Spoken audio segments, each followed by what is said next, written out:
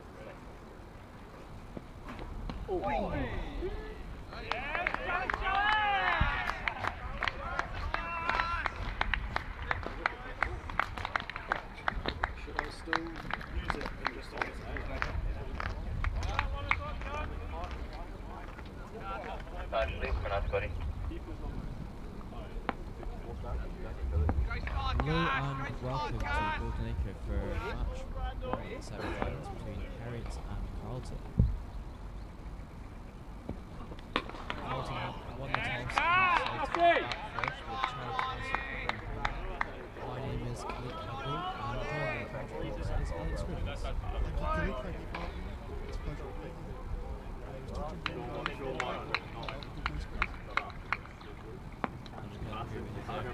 The weather's not been good out in Scotland this last weekend. Castle into ball again for the third ball, first over.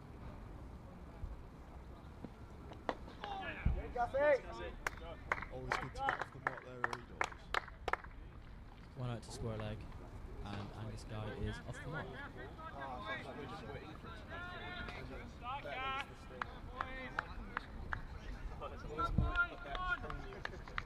Got the two Scotland players facing each other now, Charlie Castle and Chris McBride. Castle obviously known for his 7-foot on debut, up at 4 for share. There'll be a bit of bragging rights for whoever wins this battle, I think.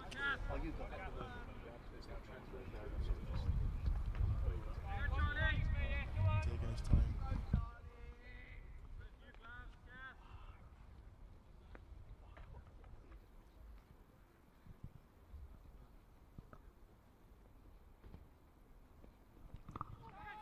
First ball and not out off the pad, it looks like. On the other square at Goldenacre, we have RHC versus Stuart's Melville. From the looks of things, a wicket is just fallen from what we're hearing, but we'll just check for you. Strumel are 1 down in the first over. Shailen Pillay bowled by Callum Clarkson.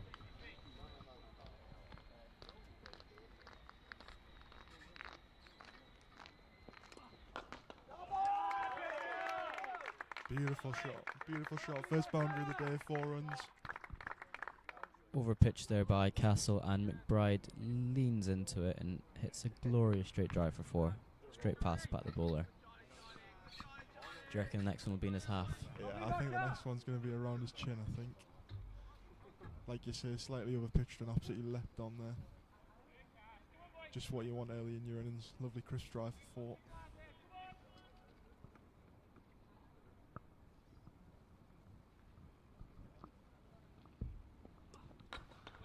Castle comes in, over pitched again. McBride leans on it, straight to Dickinson at cover.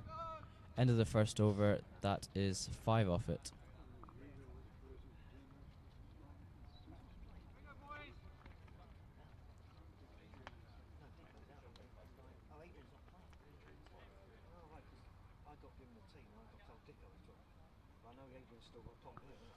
What would your tactic be in the first 6 overs here? Would you look to sit on the bowler, or would you try and...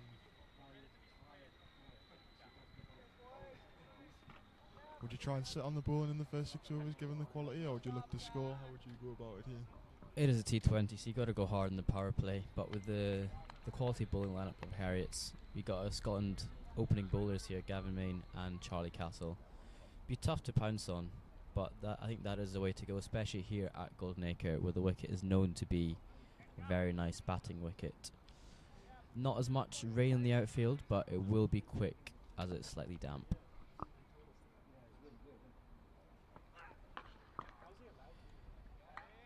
Great length there by Gavin Main, hit nicely to Peter Ross at back for point. So I'm just looking, where are the men at? Have they got any men? Have they got a deep square leg out on the boundary and a deep third man, it looks like. So I wouldn't expect anything to be pitched up too much because that'll bring the drive into play.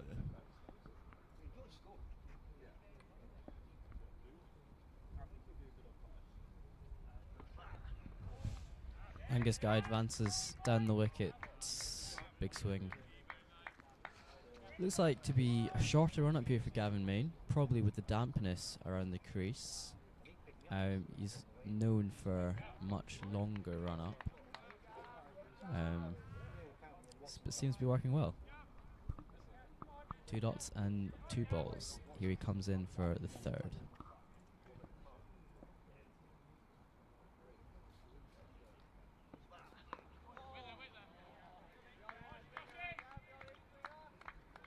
He's found a good length here early on, Gavin Main.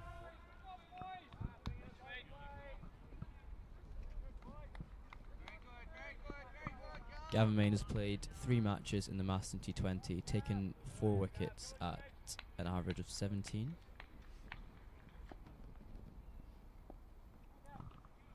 Best figures of 2 for 20. We'll see if he can do one better here today. In for his 4th.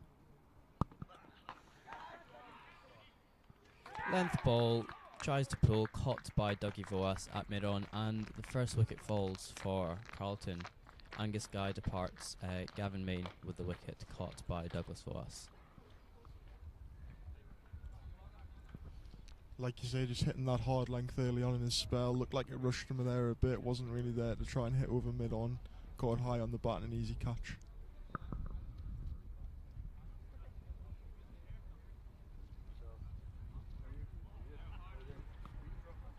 Good start there for Heriot. Angus Guy has been going very, very well in the Masterton T20. 104 runs in his 4 games in the strike. 130. Good early wicket to get there.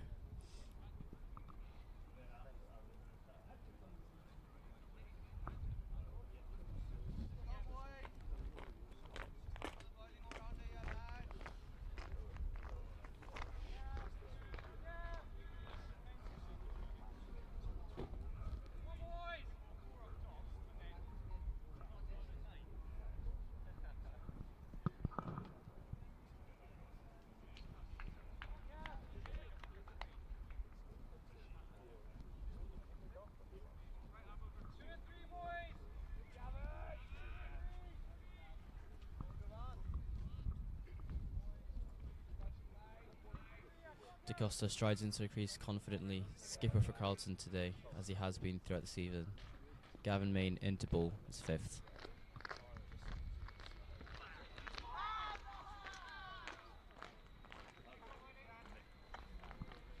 First ball slightly nipping in off the pads. Appeal there from Gavin Main, but I think that was more hopeful than a legitimate shout.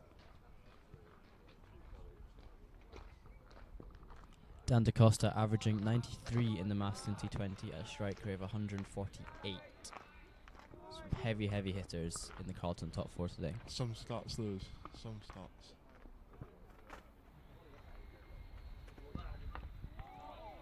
Slightly rushed him there. Good length there from Gavin Main. Ends up defending it pretty well, and Castle comes on for the 3rd over of the day.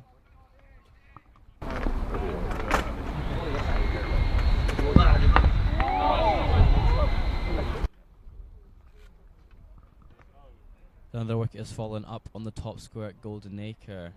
Stuart Melville are 7 for 2 against Archie Christopher, and Brandon McMullen getting the wicket of Harry Armstrong, first ball.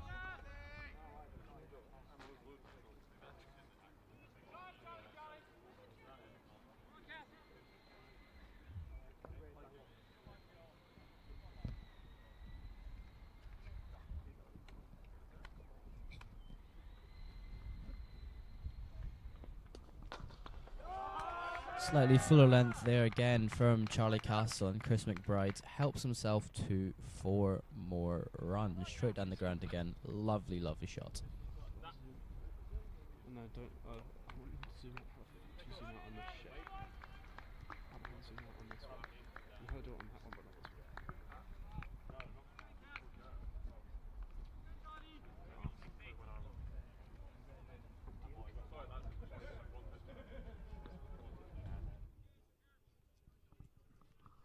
McBride currently winning the battle between the two internationals here.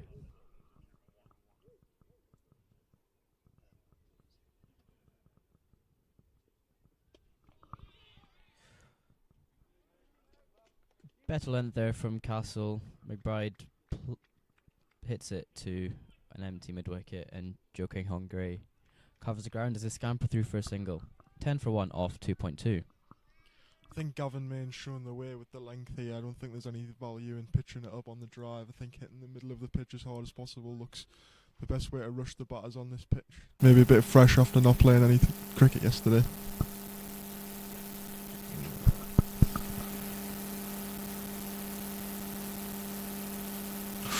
Castle comes in again, full delivery, trying to get the ball to swing. Inside edges it out to the deep square, and they run 2 there. 2 balls in a row. He's found the best length on this pitch. Top of the stumps. Costa off the mark.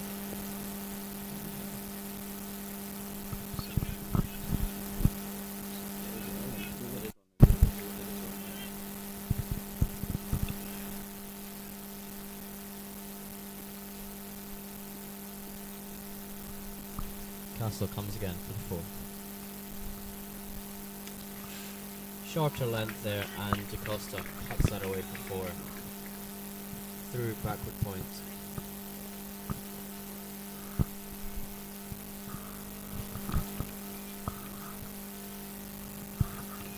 Very long boundaries here at Goldenacre. That one a good 70 odd yards. But it's raced away. He's hit that very hard. 11 off the over so far. 2 to come.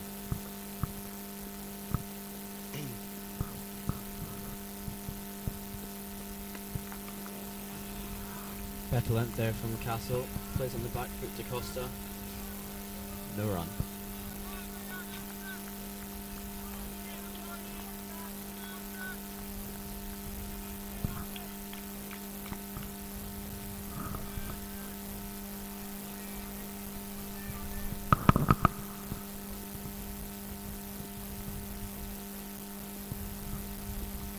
Castle for the last. Much shorter length, and DaCosta plays it well out to deep square. 1 run. Got on top of the bounce nicely there.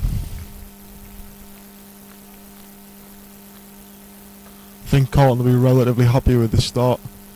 Seeing off the good balls. When it's there to drive, they've gone for it. Anything short, they're latched onto, as we saw in that over there. I'm in very much agreement there, Elliot. Gavin Main comes on to bowl a second. I wouldn't be surprised if Castle comes off and someone like Neil Alexander or Joe King Hungary comes on. 17 for 1 off 3. Carlton going at 5.7s. Gavin Main slightly longer run up compared to the previous over in first. Much better length, and that has cut DaCosta in half. Good take by Vian Moritz.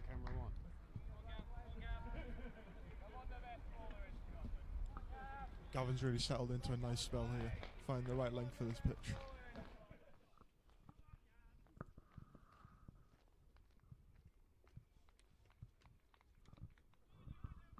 Quality bowler Gavin Main. His run up getting slightly longer and longer every delivery.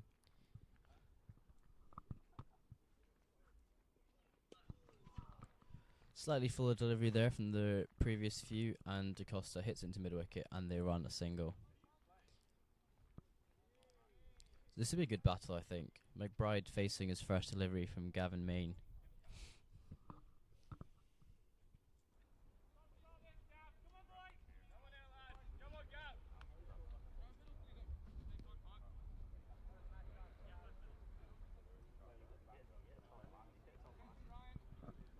Who do you think will prefer this matchup? Honestly, unsure. I tried to find stats on specific matchups and I couldn't find one for Gavin May and Chris McBride, so this will be interesting. Chris McBride is known to like fast bowling. And he comes. Went for the pull, stayed a little bit low. Good take by keeper Vian Moritz, and that's a dot. 1-0 Gavin Main.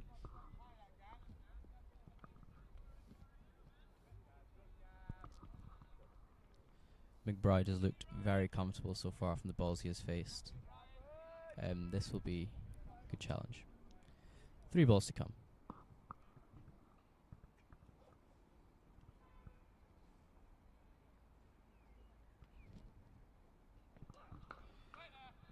McBride advances, misfield by Josh Elliott at backward point, and they get through for a single. That's one way to try and get him off this consistent length that he's found. Try and charge him. Don't think Gavin Main will mind that so much though.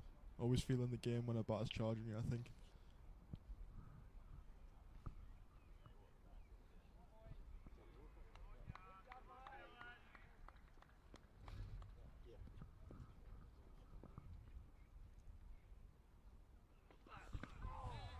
Charges down off the thigh pad by what it sounds like, and they get through for a leg bye. 1 ball to come.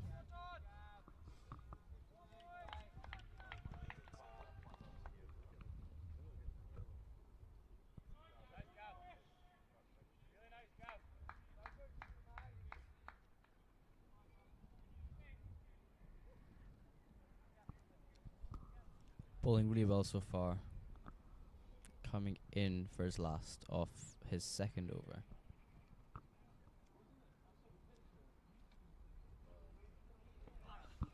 Goes to scoop it, and that is hit flush. Looks like it is hurt on the hand, the right arm, and they get through for a leg bye. Over up. First time we've seen something inventive there from the batter, trying to scoop that over fine leg.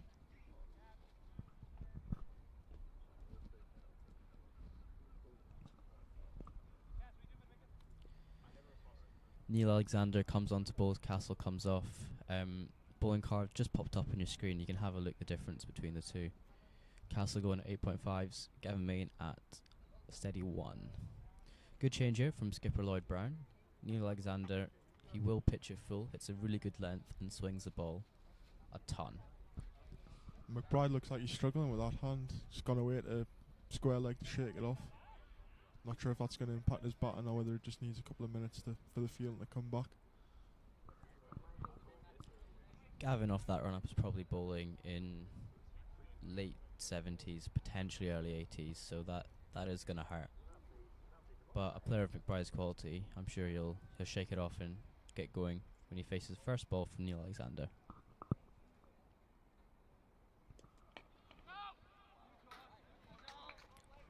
Defends that into a cover point region, double.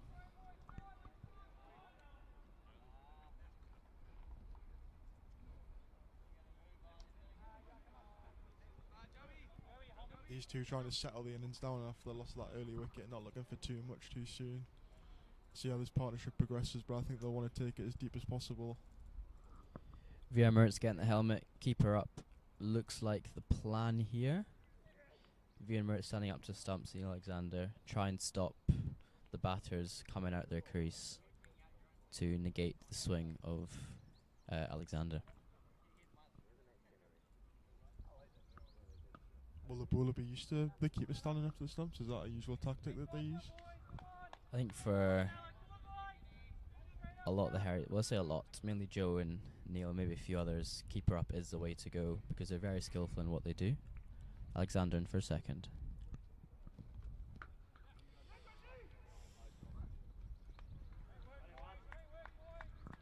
That looked a tight single for a minute into the cover point region, but they made it comfortably in the end. A better throw might have raised the question. Just a bit on the keeper standing up as well. Both Joe and Neil very skillful in what they do. Changes of pace, good swing. And Vian is an excellent keeper standing up to the stumps.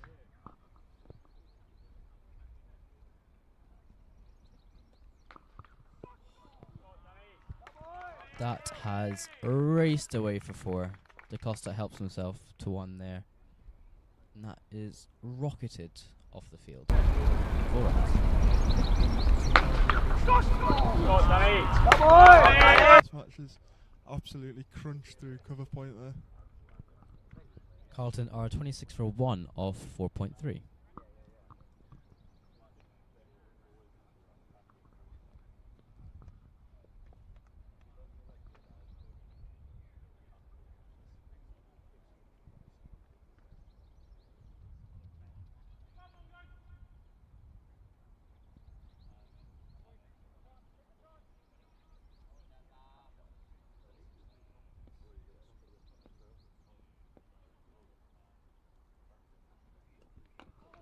Slightly fuller there from Neil Alexander. No run.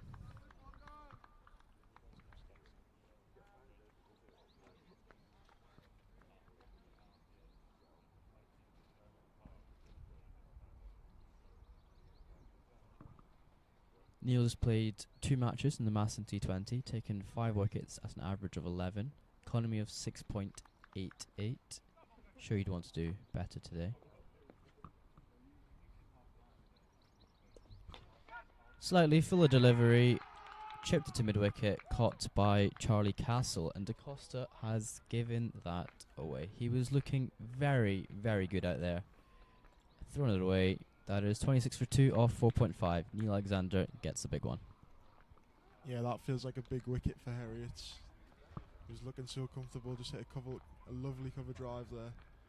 But yeah, that feels like a big one for Heriot. Hopefully they can make some inroads if they can. That's what they'll be hoping for. Another rebuild on for Carlton here. New batter in is Ollie Davidson for Carlton.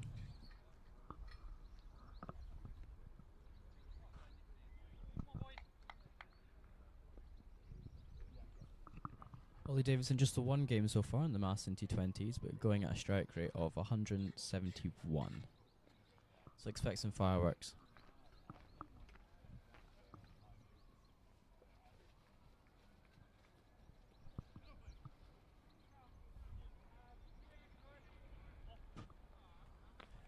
Davidson made his Scotland debut at 17 out in America as a left arm spinner and has played for Warwickshire as well, I think, in the T20s.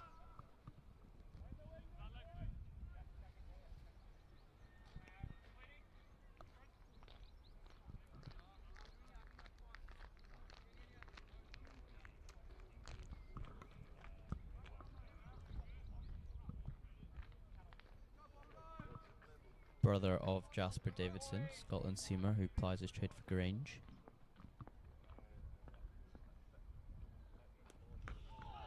Good delivery from Alexander on the money there.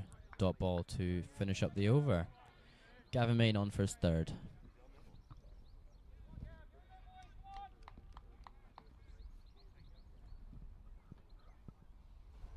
Do you think this will be the last over? Do you think this will be the last over of Gavin Main's spell, or do you think they'll bowl him out here? Or will they keep him for 1 near the end? He's been bowling very well, so I wouldn't be surprised if they bowl him out, as they've got the other seamers to finish it up in the back end. But Main going at 1s here with the 1 wicket, bowling extremely well, hitting a great length. So it would not surprise me if skipper Lloyd Brown takes him all the way to the end. Last over the power play.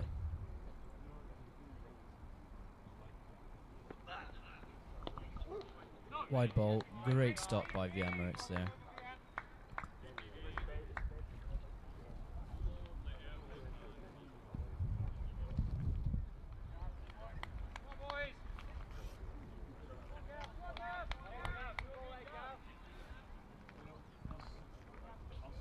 There's only one really loose delivery there from Gavin Main. He's been on the money so far. Every other delivery he's bowled. In for a second to Chris McBride. Giving him. LBW, Chris McBride doesn't seem to be happy. Audible exclaim of "that is so high." I'm not going to lie, I was kind of in agreement with the batter there. Looking at that, it looked like it got him above the knee rule, but Obviously, it's difficult to see from here. The umpire had a better view.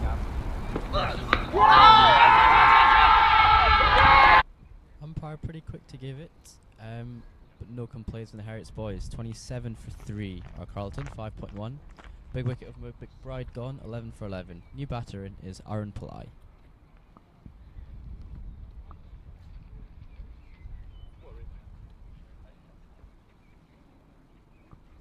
I think after this, Gavin Main will 90% carry on to finish off his spell here. Try and get some more inroads to Carlton batting lineup.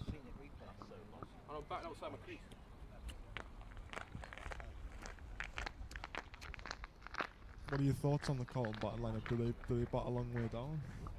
Obviously, you're more knowledgeable than I am. Looks a fairly balanced side, this Carlton batting lineup. Heavy top order, but they definitely got batters all the way down. I'm unsure if they can go big, but they're definitely likely to stick in nudger singles here and there, really annoy the Heriot's bowling lineup. But it is a T20, so we kind of have to go big, especially on a wicket such as this here at Goldenacre.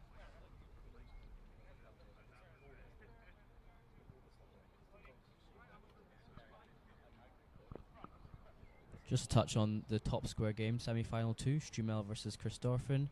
Stuart's Melville are 25 for 3 after their 6. McMullen with 2, Callum Clarkson with the 1. Good start there for Artsy.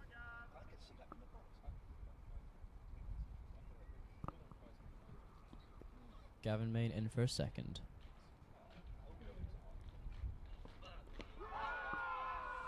Looked to be bat then pad. Aaron Pillai, last year's skipper, if I'm not mistaken, for Carlton. Slight jag, it looks like, on the replay there, but plays it well. 2 new batters at the crease. I think Gavin Main will definitely be feeling like there's a couple more wickets out here for him. It's important that these two stick in now if they want to get a total on the board. Down the crease, and he nicks off to keeper Vian Moritz. Umpire's given. Didn't walk it first. Umpire set him off. That's another one there for Gavin Main. 3 for 3 off his 2.3 overs. Carlton struggling at 27 for 4 after 5.3.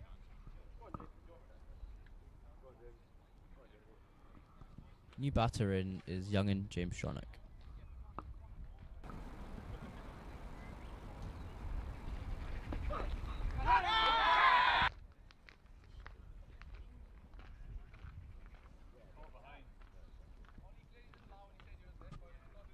A lot of the pressure now lies on the young shoulders of Ollie Davidson. Can he take Carlton up to a respectable total?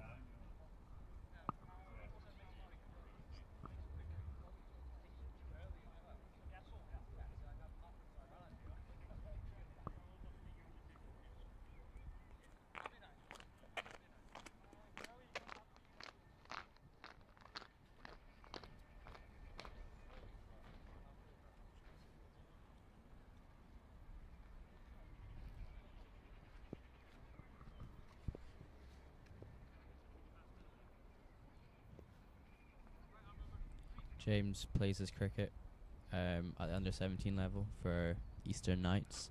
He's worked his way up into the 1 squad. Good 36 last weekend against RH3 Christopherson, batting at 6. So clearly a very capable and talented batsman. Carlton will be hoping he pairs well with Ollie Davidson here, right-left hand combo. Gavin Main coming in.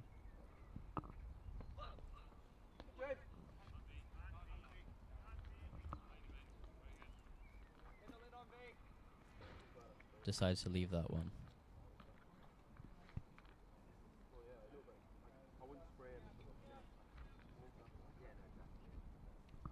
Has batted 3 times in Masterton T20, scored 50 runs at an average of 156.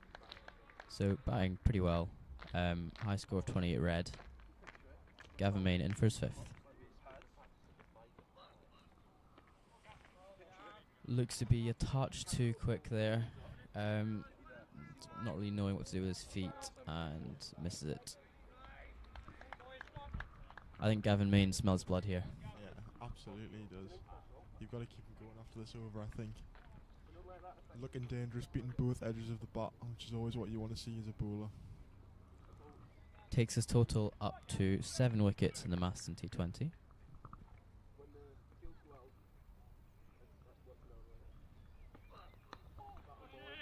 On the back foot there by James Shonick, out to backward point, dot ball. Is that a double wicket made in that over? There's a wide in there first ball. It's a shame because he bowled excellently apart from that one delivery. Neil Alexander on to bowl the 7th here. Okay, really. No, I'm mistaken.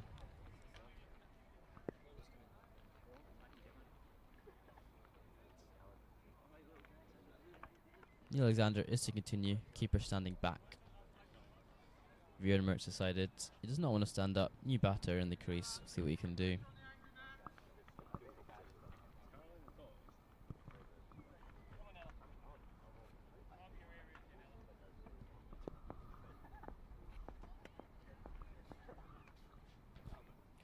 Fuller delivery, good swing, no run. The loss of 4 wickets so early can mean that you don't know whether to stick or twist in this scenario. They know they need runs, but a couple of more wickets and you'd think that they might be able to rattle through the tail quite quickly. So like you said, when the new batter walked out, there's a lot resting on these two shoulders now.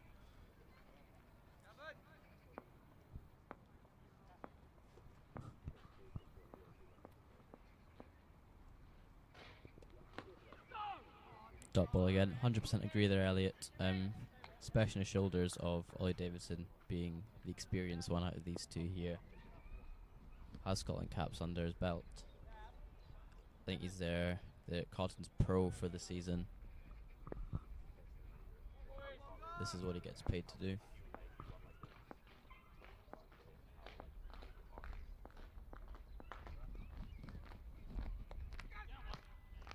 Guides that nicely down to a third man. Peter Ross does the fielding. 1 run.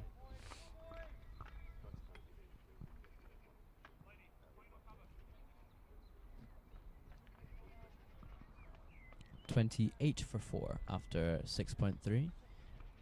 We're going at a run rate of just under 6s. Let's drop now to around 4.3. Now that the power play is over, Heriot have got 4 men out on the boundary. They've got a deep point, a deep third man, a deep square leg, and a fine leg. So there are singles available if they can find them, but they seem to be picking out the field quite a lot here. They just need to get that scoreboard ticking over 1s and 2s, build from there. Standard back 4 here from Heriot's.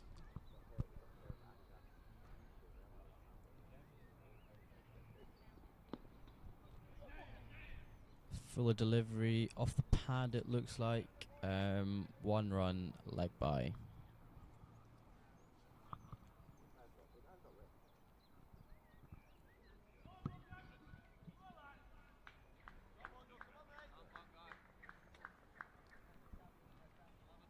Weather clearing up slightly here at Goldenacre. It was very foggy and gloomy when we started. Things started to brighten up a bit.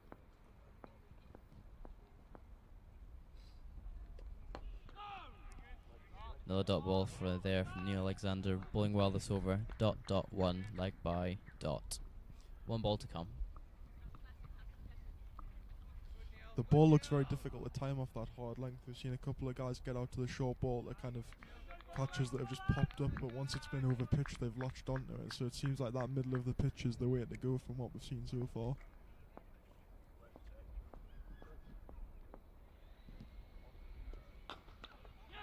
Fuller length, Joe Kinghorn Gray does fielding there at mid-off. I agree with you there, the fuller ones easier to lean on. The ones on length, just back for length, kind of skidding through quite nicely into the keeper, quite hard to get away.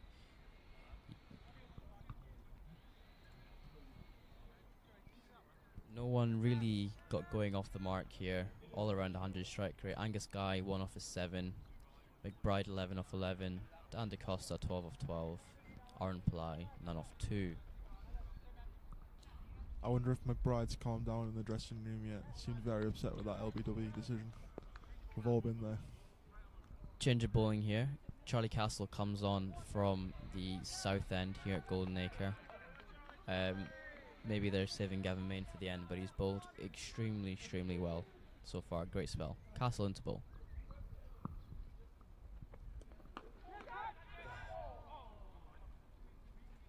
Catches the edge there, pops up. Castle just couldn't get the catch off. Difficult take in all honesty.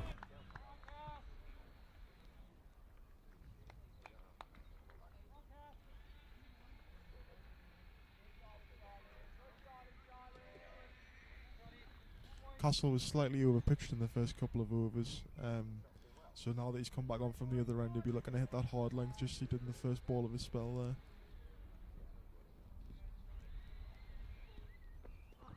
Much better length again there from Castle. Shornock slightly backing away there.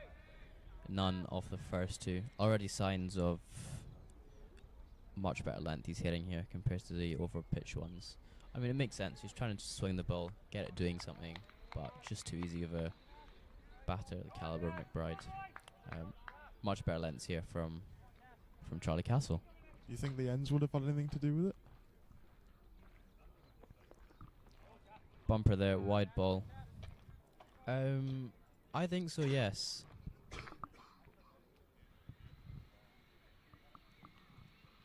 I've always found it quite difficult bowling at the end. Castle's bowling on. It's a slight incline as you run towards the umpire. Some bowlers prefer it. I'm not a fan. I prefer the pavilion end, as it's a bit more downhill, a bit more easier to go through, I find. But that little, I don't know, might give him the extra little push.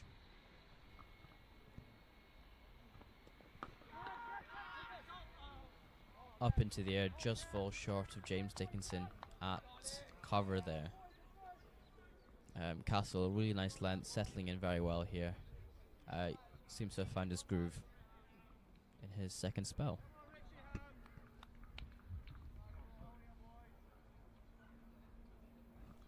Definitely seems like it's warming up here at Goldenacre. I don't know whether it's just my imagination, but it definitely feels like it's getting warmer.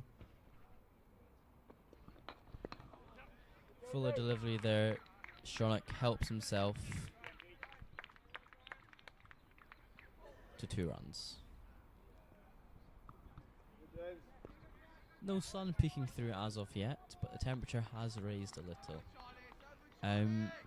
Just a bit on the game on the top square. Stuart Melville 33 for 4 after 9.2. Tyler Stagg with the 4th wicket, caught Brandon McMullen. Castle in first 5th.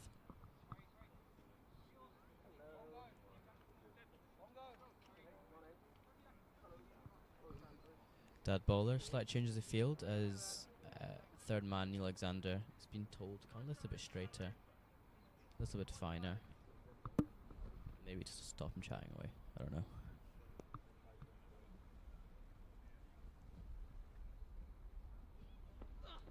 Slower delivery there from Castle. Goes just over over Josh Elliott at backward point, and they help themselves to 2.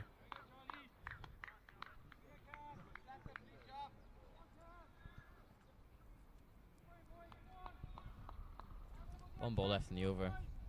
Good second spell here from Castle.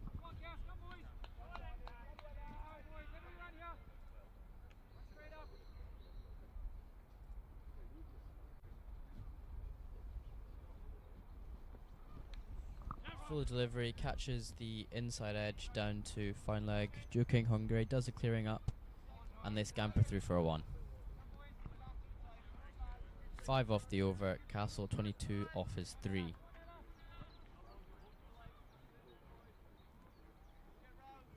Carlton 34 for 4 after 8. Both teams batting first seem to be struggling. Main square and top square.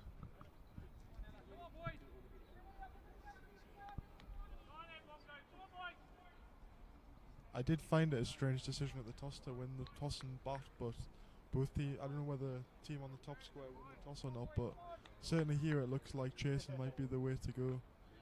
Wicket seems a bit stop-start in these early stages. Neil Alexander in first. Fuller delivery, dot ball, straight to cover. On the top square, RHC won and decided to bowl first, so they put Strumel into bat. Down here, Carlton win the toss and batting first. Looks like they just bat their batting to put up a good total, competitive total.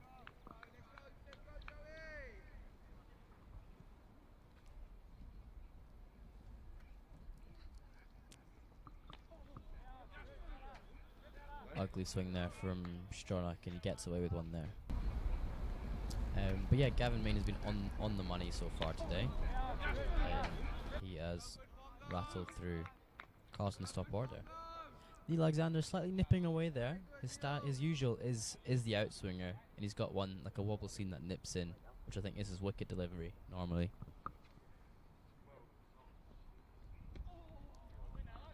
I can't imagine there'll be much seam given the conditions, wet pitch, but looks like whatever there is out there, the Heriot bowlers are finding it.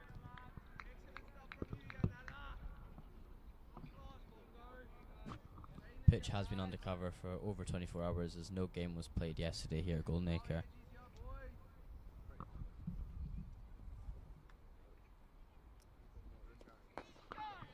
Slightly straighter there from Neil Alexander, not much swing, and helps himself for forward, does Stronach. Clips away through a vacant mid-wicket, and that might get himself going.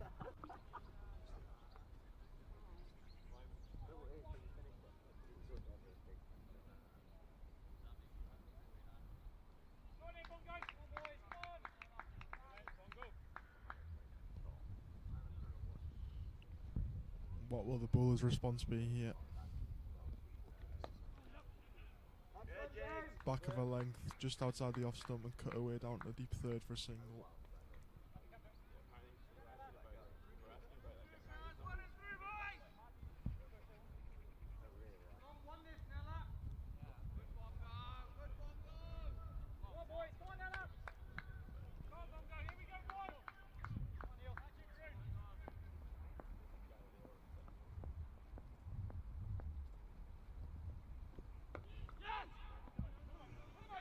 Run out opportunity there. Oh, and Josh Elliott misses the run out.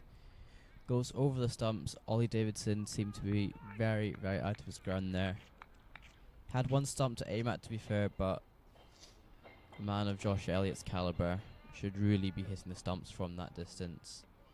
I'm not sure there was ever a single there, was there? No, absolutely not. Slower ball looks like for Neil Alexander. Should have been a wicket in all honesty. Josh Elliott plays his stuff out in South Africa for the Lions Academy. Clearly very, very capable. James Dickinson onto bowl, replacing Charlie Castle.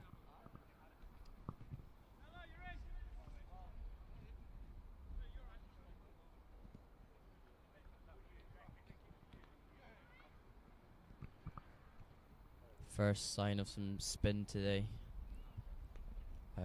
Should be interesting to see how much the wicket actually offers the spinners. Heriot seemed to have left mid-wicket open as a bit of a tempter here. Be interesting to see if the batter goes for it. Good fielding by Josh Elliott, much better there. Yeah, as a leg spinner, you want to get him playing across the spin, across the line, to get the outside edge here. That looks to be the ploy.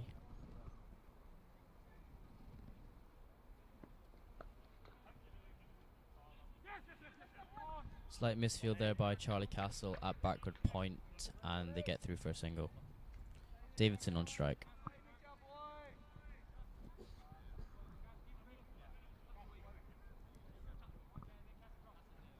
For the lefty, change of field. They've got a deep backward point, long on, long off, cow, and square leg.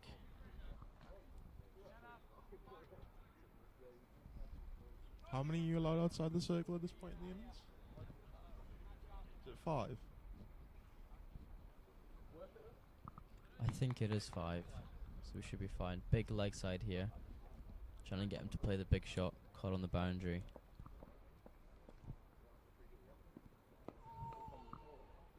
Gets on the back foot there, no run, double.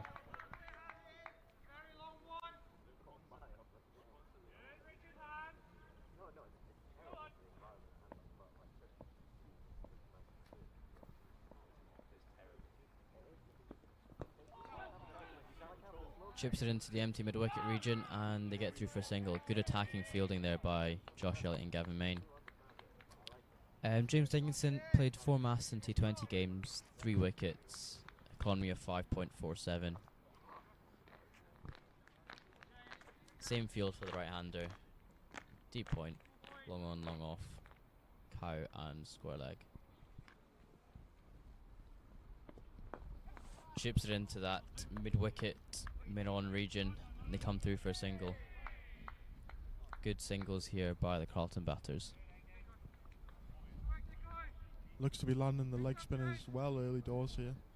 Always a wonder with the leg spin whether they're going to drag one down or bowl a full toss, but he looks like he's hitting a good area of the wicket here.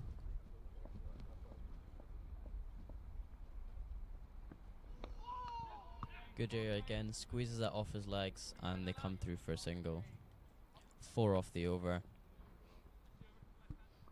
Carlton are 44 for 4 off the first 10. Not the first half of the innings that Carlton were managing, but there's still opportunities here if this partnership keeps progressing. But I don't think Heriot will be too concerned about the runs given away at this stage. We were having a discussion before play. We said anywhere around 160, didn't we? Would be a par score. So 160 on a fresh deck here at Goldenacre. Looks a very, very long way off from now. Neil Alexander to continue. A little bit of pop there by the look of it. Surprises Ollie Davidson and good hands of Ian Mertz to stop it there. Tries to guide that one down to a third man. I hope I don't put the mockers on him here, but the wicketkeeper seems to be having a great day out so far. Even if he's not catching it cleanly, he's stopping it. Standing up to the stump's never easy.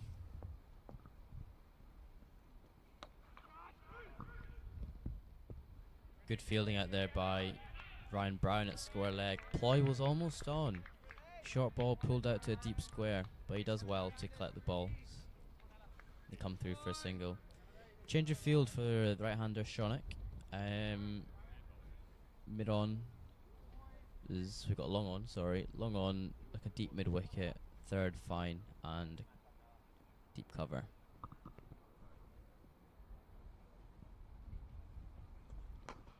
Full delivery goes to Charlie Castle at mid-off.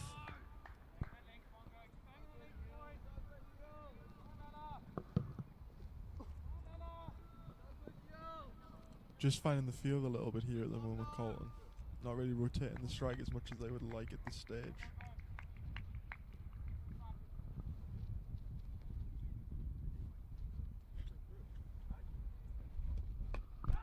Slashes out.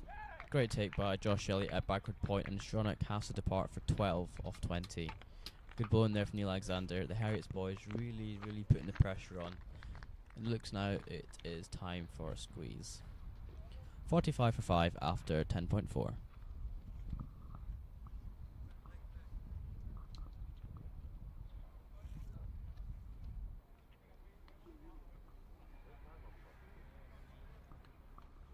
James Stronach has to depart, and his brother Ben Stronach comes into bat. Very good cricketing family are the Stronachs. Dad played for Scotland, captains Carlton 2s currently. Both sons playing their trade for the ones, and he joins Ollie Davidson at the crease.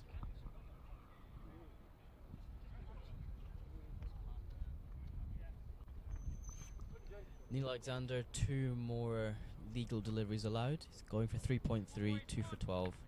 Excellent, excellent bowling here. Who do you think will follow him? If spin seems to be doing well, I wouldn't be surprised if Ryan Brown comes on with his off spinners, or they might try and bring Gavin Main on, try and blow the order with one over left of his left, because they'll carry on James Dickinson from the far end, I reckon. You just see the dismissal there on your screens. Kind of cut it away, but it seems to be not really in control, and Josh Elliott does the catching. Neil Alexander on for his 5th.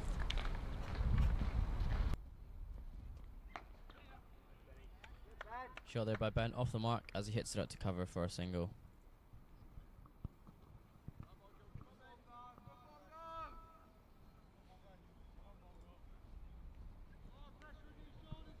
It wouldn't surprise me if Heriot's considered bringing a couple of the deep fielders up before long just to try and get the squeeze on here. A lot of energy buzzing around in the field. They'll try and break this game open pretty soon, I reckon. That's the shot he's looking for. Dab it down to a third man. Peter Ross does the cleaning. Neil Alexander finishes his set off 4. Very, very well bowled. 2 for 14 off his 4. James Dickinson to continue from the far end. 2 wickets going at under 4s. That's a job well done, that is. Great spell of ball in there.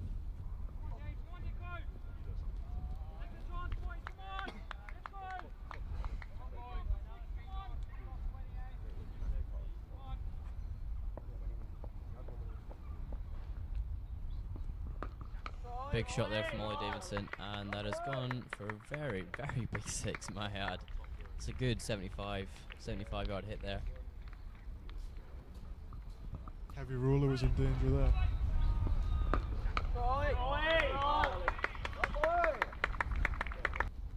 They need a few more of those kind of strikes though.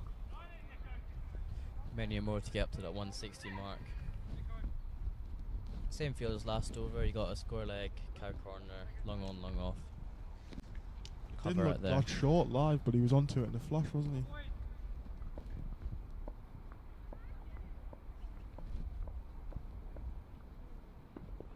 Slightly fuller there from James Dickinson, and they hit that down to long off for a single.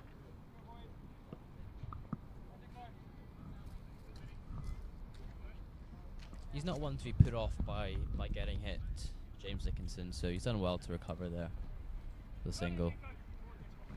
Tries to tempt the batter again with a slightly floatier full delivery. Doesn't take the offer.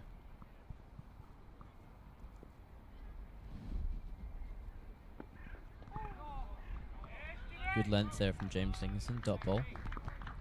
Rushing the new batter there, didn't know whether to go back or whether to come forward. That's what you're looking for as a spin bowler.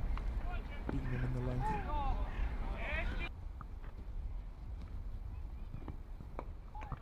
Slightly fuller there, and he gets away with one as they come through for a single down to mid-on.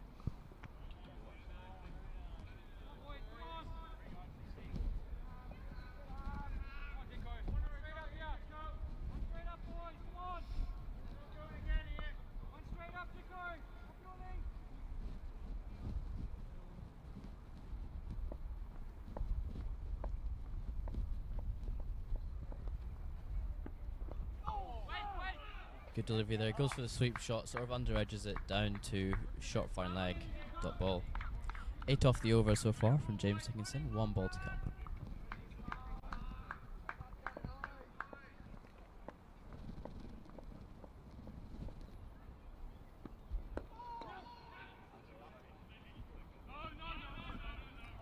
On the back foot, hits it out to an empty mid wicket, and Josh Elliott does his cleaning up. Joe Kinghorn-Gray on to bowl from the pavilion end. Carlton 56 for 5 after 12. Good comeback there from James Dickinson after the first ball that went for 6.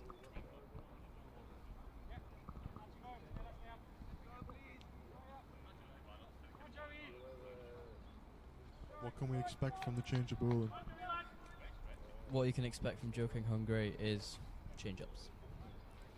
Wicketkeeper standing up, which is the usual for Joey normally.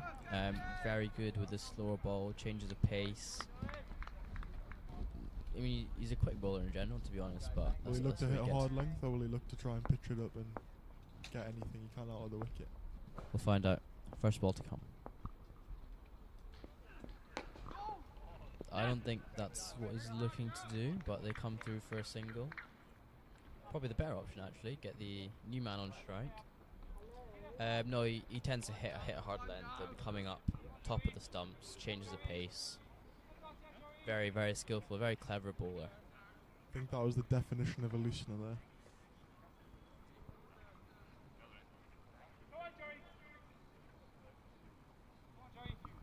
Head coach here at Heriot is Joe King-Hongray. Assistant women's coach for the national team.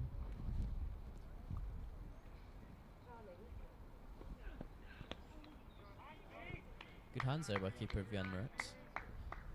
Ben Shronak slightly wafting at one outside off there. No connection.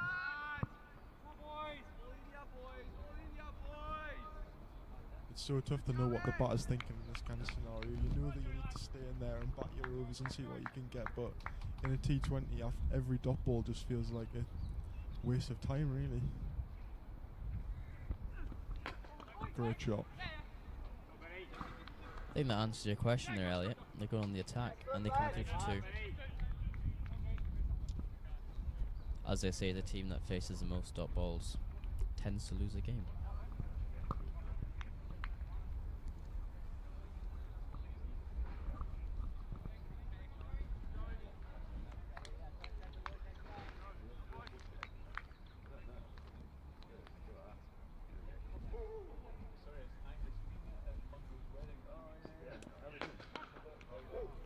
Good length there, good hand there by Charlie Castle. Come through for 2 runs. Good stop there. 2 balls in a row where the new batter's timed the ball nicely. Seems to have got the pace of this wicket already. Flaying them through the covers and then mid-off, sorry. Wouldn't be surprised if you see a change up here from King-Hongray. They've pushed the man at mid-off back now, off the boundary.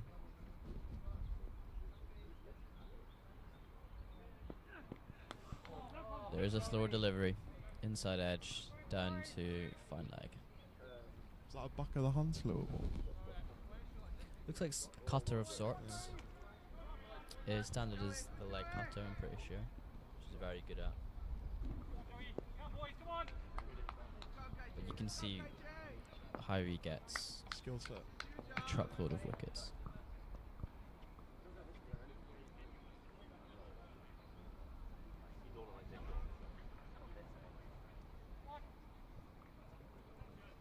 Ollie Davidson not ready. Joe King-Hongray eager to bowl. Wants the big wicket here. 6 off is over so far. 1 ball to come. Taken 8 wickets so far in his 3 T20 games. Average of 6.25, second best in the Heriot squad.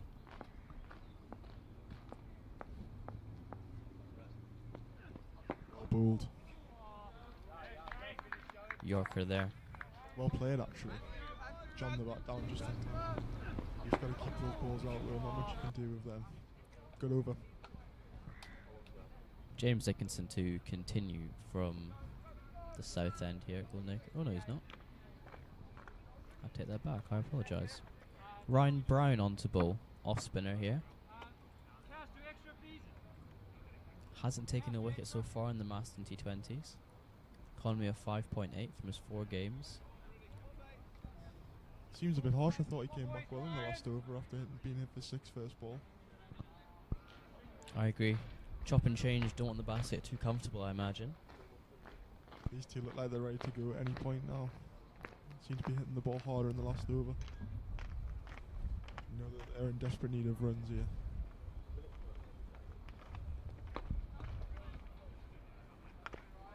Not a big turner, Ryan Brown. Likes his arm balls.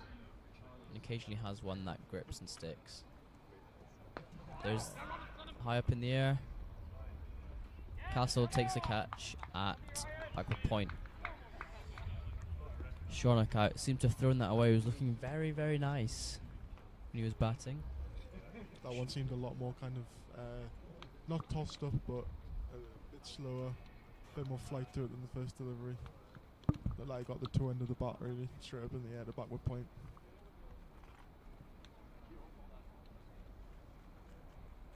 Seen a couple of catches now where they look easy, but you know we've all seen them dropped and the Heriots have hung on to them well. First wicket in the T20s there for Ryan Brown. Done well. I think you're right there. A little bit more air, a little bit slower. Teasing Shonnock.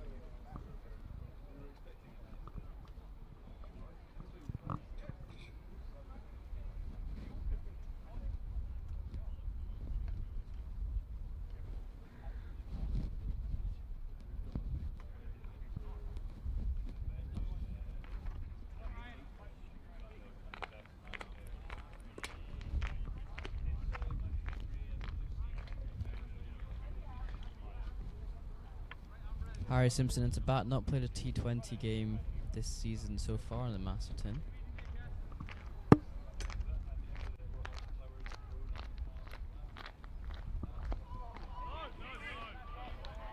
I think someone's just got to stick around with Davidson here, wouldn't you? See what they can get out of this innings.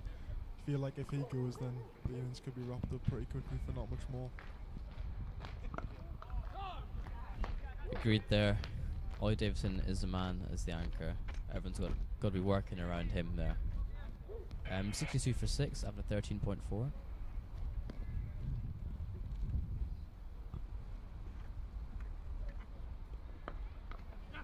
Onto his knees, pulls it down, out to square legs, 1 run. Ryan Brown known for his quick overs, 1 minute overs, as they call it here at Heriot. Just really quickly through them. Very tall for an off spinner, which places advantage. Is he around to play any of the test matches? Feels like they could do with that for the over rate. I'm sure he'd be keen if he got called up. I don't think he'd say no.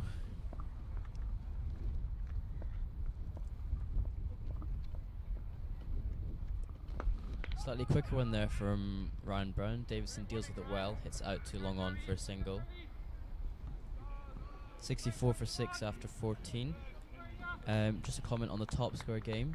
Stuart Melville 67 for 7 off their 15. Royal Hikerstorfen running riot, if I say so. Very similar scores in both games, actually. Don't know if there's anything to be read into that, whether that's the way the wicket's playing or just the standard bowling that we've seen, because Heriot have bowled very well. But yeah, bit of symmetry in both games.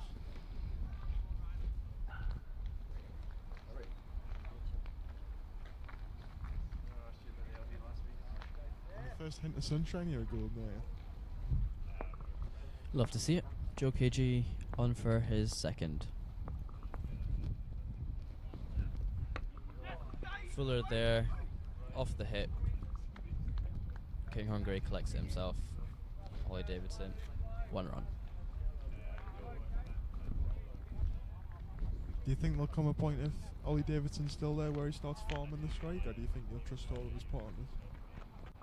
I think there will come a point. There are 14 overs so far. I reckon around 17, potentially 18. They'll try. He will try go big specifically. For the new man, mid-on goes back. They've got square leg, fine third, and a deep cover as well.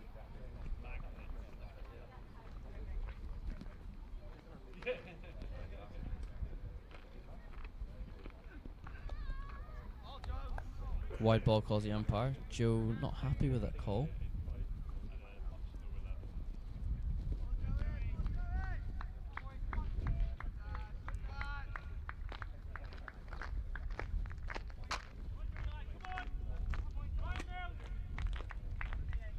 Not sure you'll see too many balls in a row that are the same from Joe here.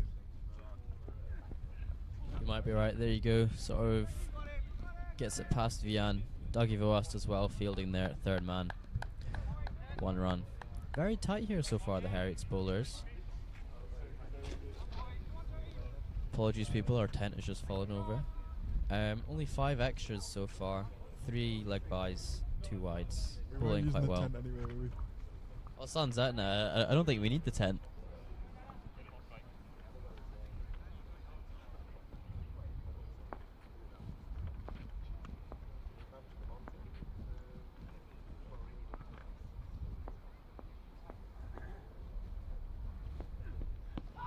On the pads, goes up. Umpire says not out. Would have been the big wicket there of Ollie Davidson.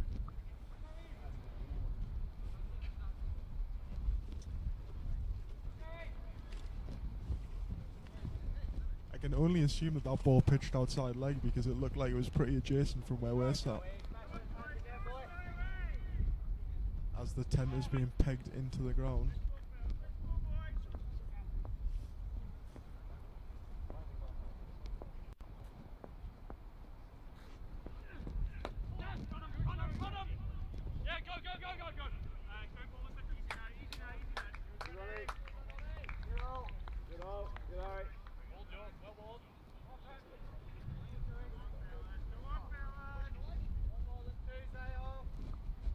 Two runs out to Davidson.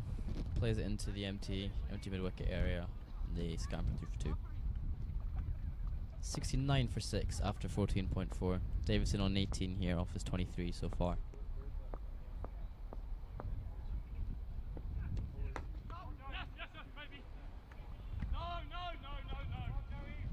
One there down to mid-on. 1 ball left of the over. What has this over gone for so far? 6 off it so far. 12 off his 1.5. Everything from Heriot has just been very neat and tidy, hasn't it? No one's really let the side down. Hitting good areas. Everyone seems to be chipping in either in the field or with the ball. Skies out in the air, out to square leg. Gavin Main does the catching, and Harry Simpson is out. 70 for 7 off 15.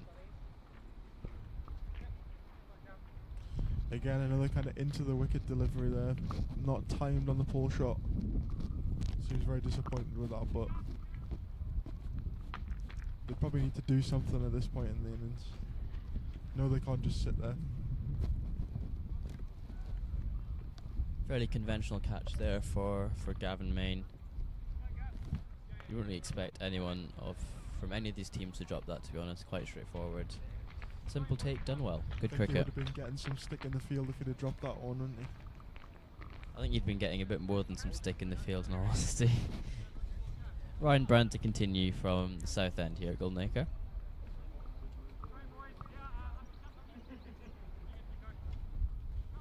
I'll be interested to see if he goes into the wicket here to Davidson, or whether he tries to toss one up a bit slower. See if he goes after it, or whether they'll just look to give Davidson one and have a go at the new batter. Or whether Davidson will take one, actually. He will take one. Down to mid-off. Single there. New batter is Charlie Buchanan Smith.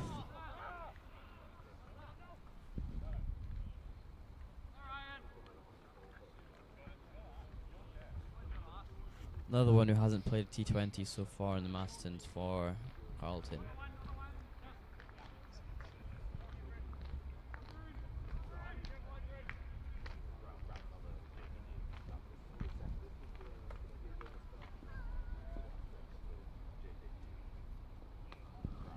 Good length there from Ryan Byrne.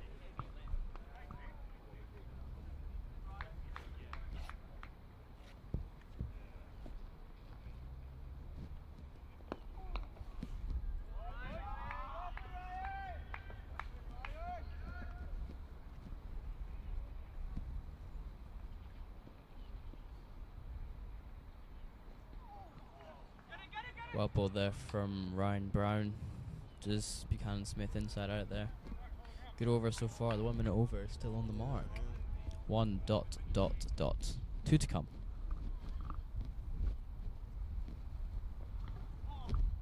Beating the bat here a couple of times in this over already. Really nice length there from Ryan Brown. Changing the field there. James Dickinson comes into an extra cover region. Charlie Calcott to backward point for the cut shot, I assume. Similar delivery. Bit more air there from Ryan Brown.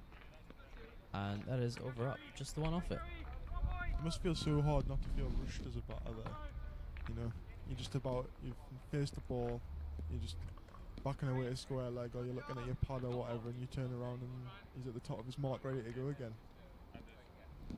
Must be quite intimidating. Well, there have been times when you're sort of looking down, tapping your bat, you look up, and he's like just about to release the ball, and you're like, oh, okay, I need to try and play this now. And it's tough. But that's why. It works. It works as a bowler. It's a fair place. Well, you're always told as a batter to back away if you're not ready, but it's hard to do that when the guy's got his arm over his head.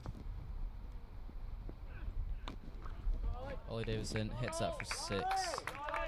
Sort of slog sweeps that over square leg, and that's gone a long, long way. Potentially over the fence, actually. Is it findable over there? You'd have to jump the fence, but I think Heriot's got guys on it. You save it back and away, just ask Josh Inglis. At the Grange, Mark Watt coming into bowl. No thank you. Gets bowled. I think Watty's got a bit of history with that, hasn't he? He has. His 24-yarder. A special delivery. Catch your batters off guard.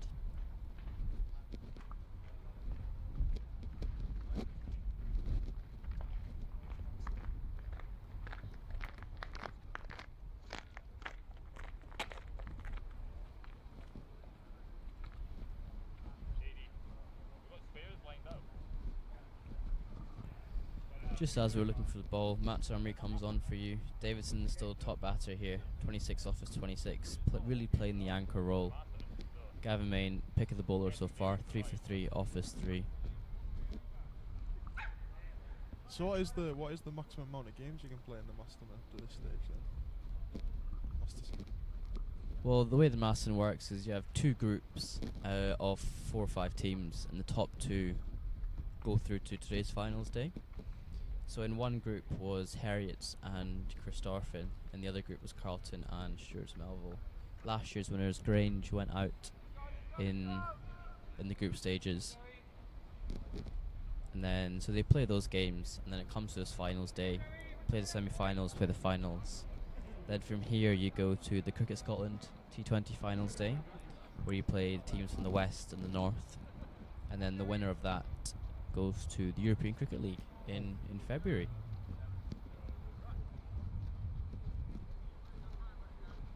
Forfarshire have been there a few times. Grange last year. No Scotland team has really done well, possibly because the T10 competition out there, a bit different on Astro. Joe King Hungary on for a second. Slower delivery. Castle does a great job stopping the 6 there. Going forward, going back, going forward, going back. Eventually stops a 6, but doesn't take the catch. Would have been a big wicket there of Ollie Davidson. Could hear the batter in the middle going, get over, get over, get over. Didn't quite manage it, but he hit it well enough where he couldn't stop himself from going over the boundary, so he had to let it go. The intent seems clear from Davidson. Joe King Hungary will keep blowing his change-ups and say, hit it if you can, mate.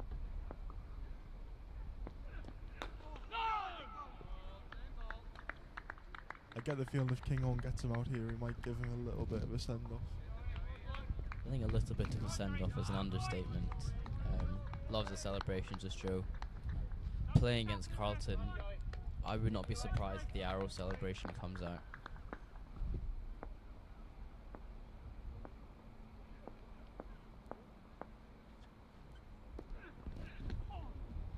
Goes to the push shot again, does Davidson. Off cutter there from Joe King Hungary, and Vian Mertz does well to hit body behind the ball.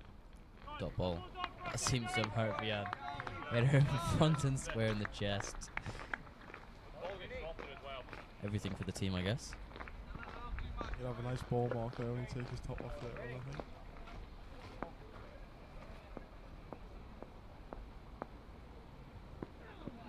Shorter delivery there from Joe King Hungary. Accidentally, by the looks of things, having a look at where his foot lands. Edges it over to Josh Elliott, square leg for a single.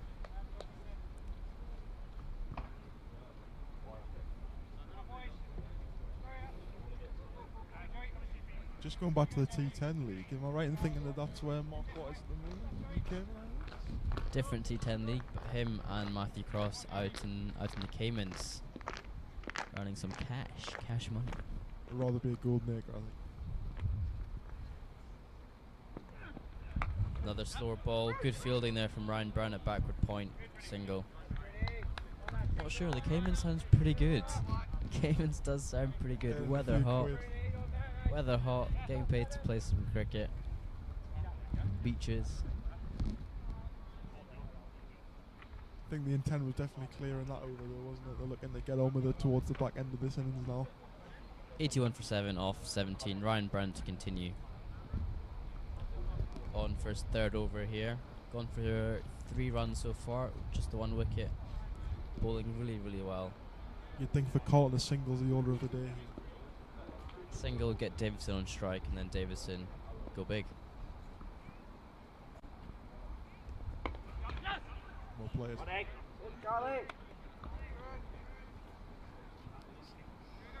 touch short there from Ryan Brown.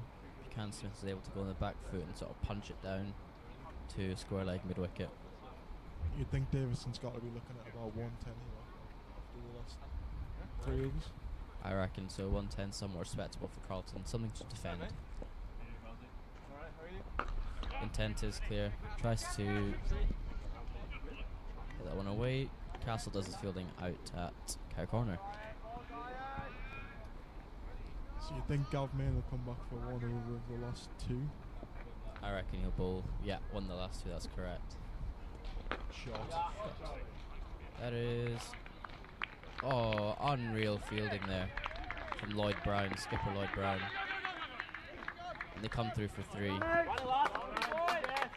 Good running there. Unbelievable fielding. Great cricket all round. Cricket is the winner there.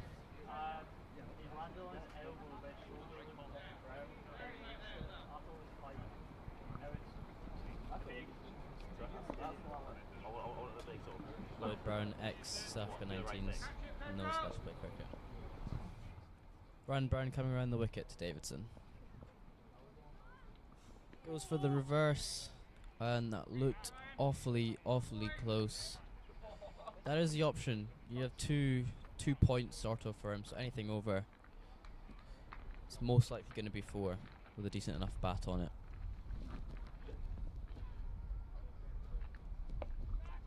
Out to Gavin Main. Takes the catch, safe hands. Ollie Davidson is out. Big wicket there for Heriot, and I wouldn't be surprised if the Seamers come back on and skittle through the rest of the order. Low full toss just looked like you got a top edge there, didn't it? Low full toss are always the most dangerous. The best bat to get out to them. Like you say, though, it looked like the reverse might have been the option there, because even if he'd have got an under edge on it, there was nobody fine. But he decided to go the conventional way and paid the price. There was 2 men waiting out there, so... Very nonchalant take there from Gavin Main. Bit of a unnecessary dive, but why not? Cameras are here, somewhere. Second wicket there from Ryan Brown. 2 for 8 so far off 2.5. Bowling extremely well. Gets a big wicket of Ollie Davidson. Rory Allardyce comes in. What did Ollie Davidson make in the end?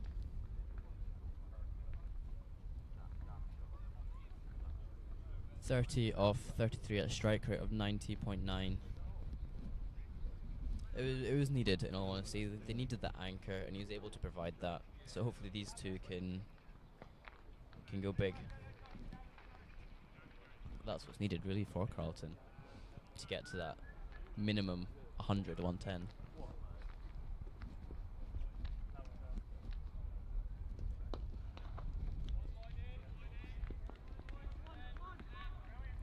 Low full toss again there from Ryan Brown. Lloyd Brown does the clearing. Get through for a single. 6 off the over. Ryan Brown 2 for 9 off his 3. Charlie Castle onto bowl from the pavilion end as expected. Seamers onto bowl, try and finish it up as soon as possible. Good day's work for Ryan Brown there. Going to 3s and over, taking 2 crucial wickets. Done a good job for his side. Castle on from this end, and I assume Gavin Main on from the far end. On the top square here at Goldenacre, Stuart Melville are 92 for 8 off 19.2.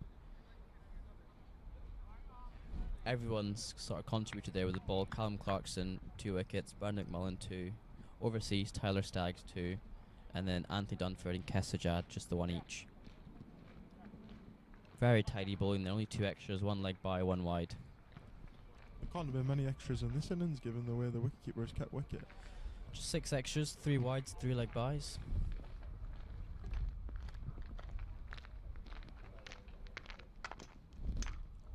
Castle onto first. Ritz does well to get body behind it, but they come through for a single. Commentator's curse there. It was coming at some point. It was coming at some point. Nasty one for the keeper though, bouncing just in front of him. Let him off. It's always what you want in T20 though. You're always wondering if you can burgle a few extras. Especially in the back end. That's what's needed now for Carlton. Slower delivery there from Castle. Good change up there. Good change of pace, and Buchanan Smith just not unable to get bat on it.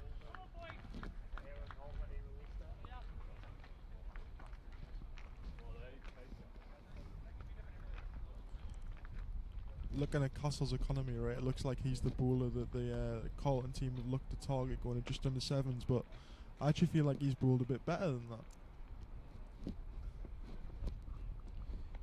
Good there from Vermeerts. I agree. His first two went for a Overpitch. bit with McBride and Guy taking hold of him, but his third and his fourth so far have been going pretty well. If your worst bowler's going 6.5, though, I think you've had a pretty decent day with the ball. Especially in the T20s with the batting lineup Carlton has. Shorter delivery there, out to an empty mid-wicket, and they come through for a single. Sharp delivery there from Charlie Castle. Not really getting anything on it is Buchanan Smith, but he does well to hit it into gap. Not hit it too well to the fielder.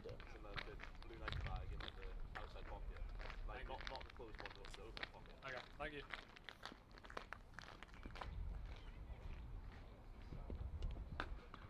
Shorter delivery, hits it up. Castle does his own fielding, takes a catch. Carlton 89 for 9 off 18.5.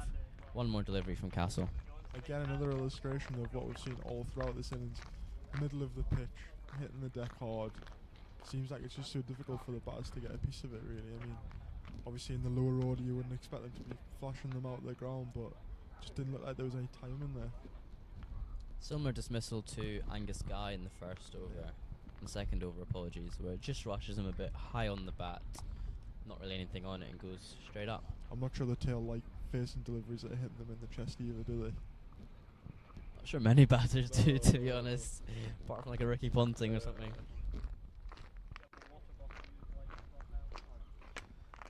One ball left in the over. One wicket required.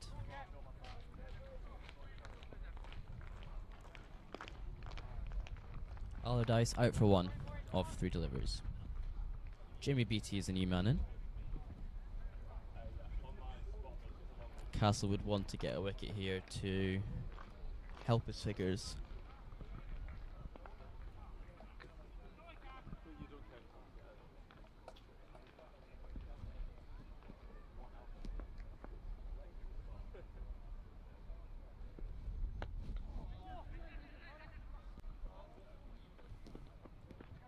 Well held there by Vian. Gavin Main on to bowl the last over of the innings. Definitely felt like Castle found the form in his last over there. Found the recipe for this wicket. It'll be interesting to see what the Carlton bowlers have learned in their innings, though. I mean, they'll have a low total to defend. Maybe they'll go straight into the wicket, however they'll try and find some swing early on.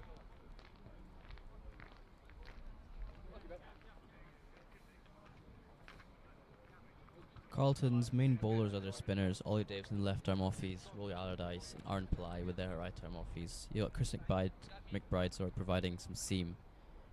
Can you see them starting with spin then, when they come to bowl? It's a potential. I would not be surprised if Rory Allardyce opens bowling with his offies with the new ball. But with a low total, I don't know if that's the way to go.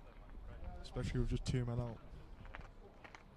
Exactly. Gavin May on to his last. Carlton 90 for 9 after 19. They'd want to get to at least 100 here. Hit that 3 figures to put somewhat of a mental block out there. Not that it's worth much, but it's something at least. Take what you can get. I think Gavin Main's been superb with the ball though. From ball 1, hit that length really well. Good wheels as well by the look of it.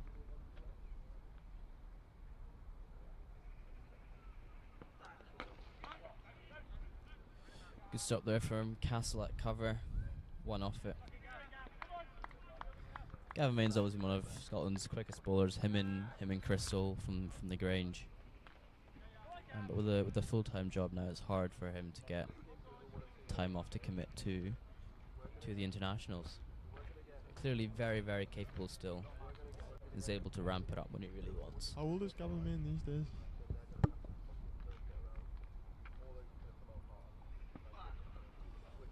Good slower ball there. Wide ball called by the umpire. Third man comes up into a short third man. I assume for the edge. Edge off the outside. 30 years now, Gavin Main.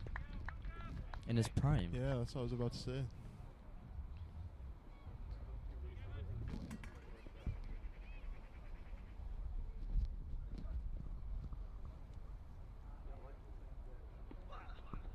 Another wide there from Gavin Main. Not what he's wanting so far. He's bowled extremely well so far this game. I'm just going to stop talking. I seem to be putting the commentator's curse on a lot of people in this innings.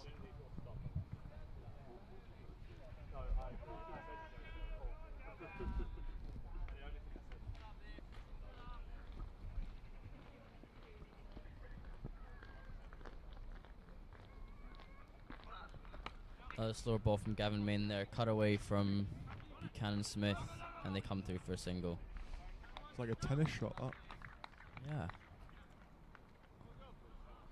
Or the top spinner. Short third man goes back to a conventional third man out on the boundary. Quite fine as well, to be honest, for that outside edge. Almost at like a fourth slip type. What do you think the chat will be among the Heriot batters at half time? Chase it in 10.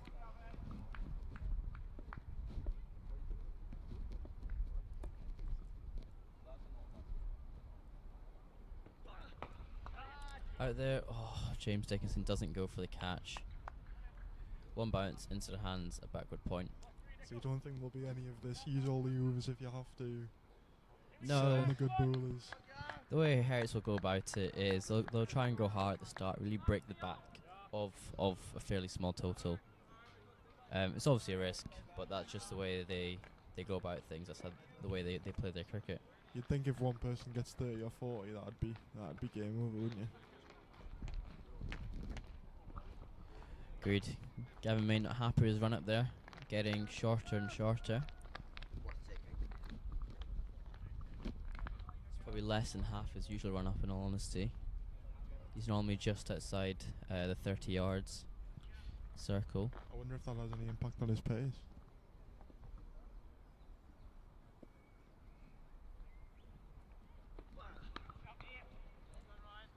Quick single there from Carlton. He's a very front-on bowler, so a lot of his pace comes from his snap when he releases. When he braces his legs stay where they are and his upper body really snaps through, so a lot of his pace comes from there. So you get front-on and side-on bowlers, and for front-on, the run-up does help, whereas he's a mix of both, whereas the side-on bowlers are very rotational, like a Joe King Hungary.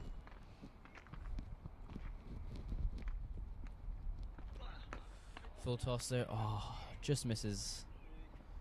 Fielding off his own bowling, and they come through for a single. One ball left. Carlton 97 for 9 off 19.5. Come on, give me a boundary here. Get up to the 3 figures. Whereas a side-on rotational bowler really gets their pace from a sling, like a Malinga type. Not as extreme as a Malinga, but in the rotation of their core is where they get their pace.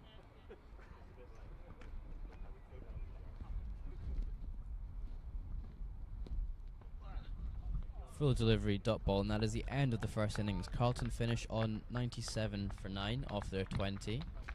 Top batsman there, Ollie Davidson, 30 off 33. Really the anchor of the innings there for Carlton. I don't think they'll be too happy, but they'll put up a good fight to really defend this total.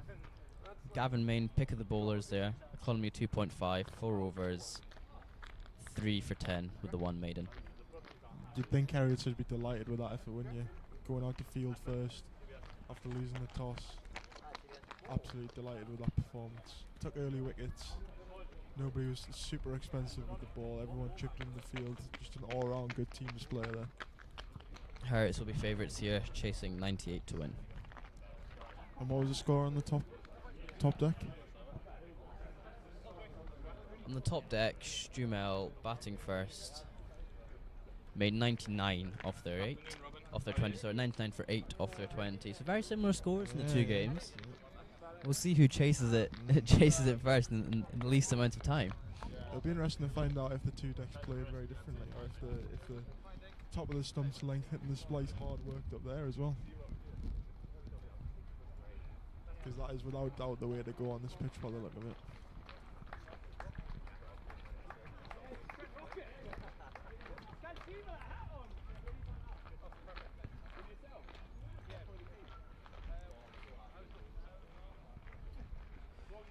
We'll come back to you in 10 minutes' time when Heriot's try and chase 98.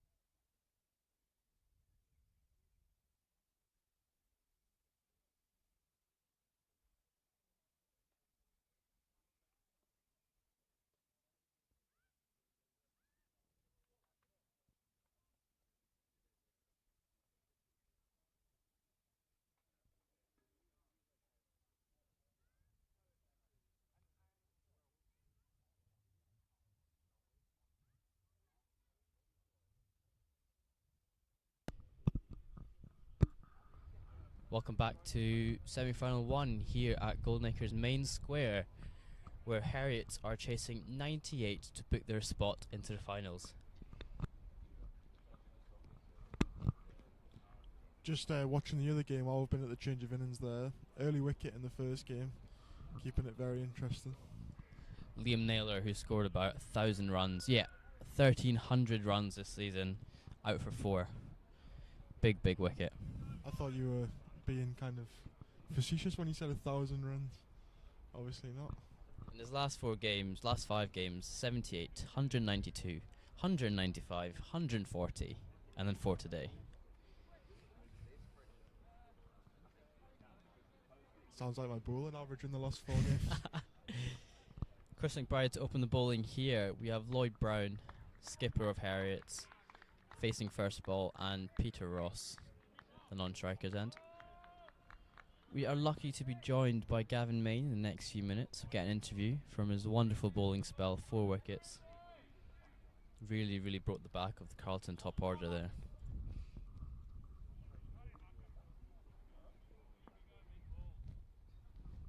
McBride on for the first. Full toss, hits that down to mid-on. Really got away with one there. You'd think if that wasn't first ball of the innings, that might have been deposited somewhere, but just getting your eye in early on here. You'd think the first 6 overs here are absolutely crucial for both teams. 100%. Heriot's will be trying to go hard here in the power play. 2 men out. Really try and break the back of the score here.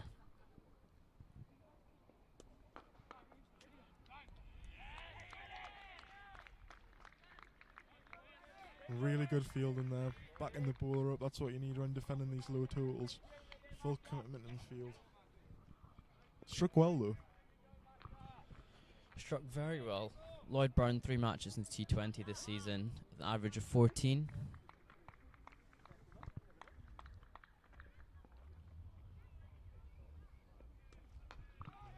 Skied up wide there. Fielder comes round, he drops it.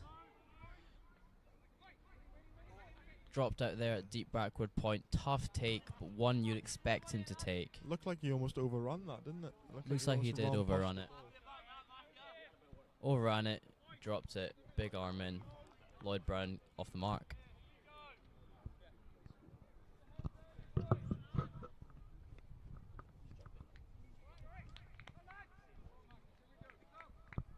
Chris McBride on for the 4th.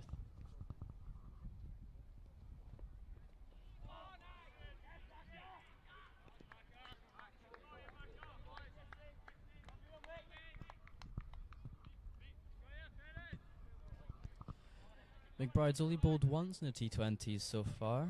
Went none for 43, economy of 10.75. Not great, but much better so far.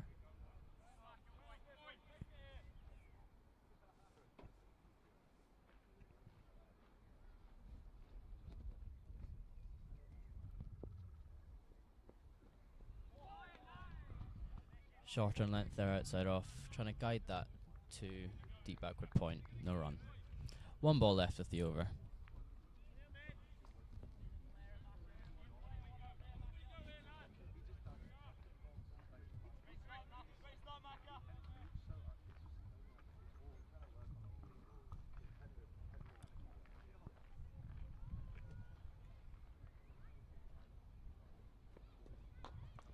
Low full toss there, down to mid-on.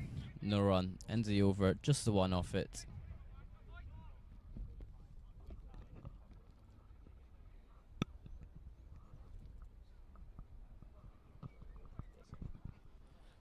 Lucky enough to be joined here by Gavin Main. Bowled exceptionally well in the first innings. 4 wickets so far. Gavin, thoughts? Thankfully, sorry, I'll put the microphone closer. It was good innings for us. I think we held our lengths well, which was all you really needed to do after quite a lot of rain yesterday. So, in terms of the pitch, if you hit length, it was offering quite a bit of assistance. So, I think we came off quite happy. From over here, we saw that length, back of length, sort of middle of the wicket, seemed to work really well. You were on that on the first over. That seemed quite hard to get away. Yeah, I mean, like I said, there was a bit of assistance off the pitch, sort of lateral assistance. So as long as you hit that sort of knee roll length, then I think it was probably quite hard to score off of. Ollie Davison opening from the other end here. Low full toss to start off with. Lloyd Brown hits it back to him. And I think from what you saw as well, when you aired full, and it didn't have as much chance to do anything laterally, they scored quite well early on. So again, I think our chat out there was just all about hitting the right length and letting the pitch do it for you. Fuller then again from Davison. Hit back. Yeah, we saw it with Castle. McBride sort of lent on 2 quite early on, straight drives that went for 4. Good comeback though from Cass, hitting better lengths in the second spell. Full toss again from Davidson, and Lloyd helps himself to a single at long off. Yeah, definitely, especially from the sort of clubhouse or pavilion end. The length is really key. It's almost 2 different pitches depending on what end you're bowling from. So if you're bowling from the clubhouse end, you get a bit steeper bounce, whereas from the far end, it's a little bit skiddier, which sort of helped me early doors.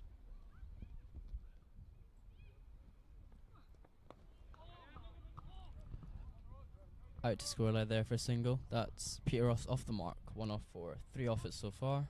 1.4 overs gone. Quite tight here from Davidson. Get it nice and full, giving the ball an opportunity to turn. Was there much turn out there? James said there was a little bit of turn, especially when you went a little bit slower. Bit more air there. Lloyd Brown hits it over mid-on for 4. First boundary of the innings. I think that was definitely their game plan as well. Is that, you know, if the length was right, then they were going to try and put their hands through it. You saw that from Ollie. He played really well. He's played well quite a few times against us recently as well. He seems to score a lot of runs. He's a good player. Short full toss again. Last ball of the innings. Down to mid-on, pushing the fielder. They come through for a single. End of the over. 8 off 2 so far. What do you reckon is the strategy here for the Heriot batters? Is it go hard up top? Is it keep wickets in? What's the sort of plan? I think the way we look at chasing this sort of score is it's 2 partnerships really. If you can put 2 good partnerships together, that should really get you most of the way there. Both Lloyd and Peter are naturally aggressive, so I'm sure if it's in their area, they're not going to die wondering. Especially if it's full, I'd imagine they'll be looking to put their hands through it while the field's up. They often say it's the best time to bat with the fielders in the ring and only 2 out. So hopefully we can get off to a good start here and make it over the line. 2 out so far, deep backward point and the square leg mid wicket sort of region, who's being moved now to more of a conventional mid wicket.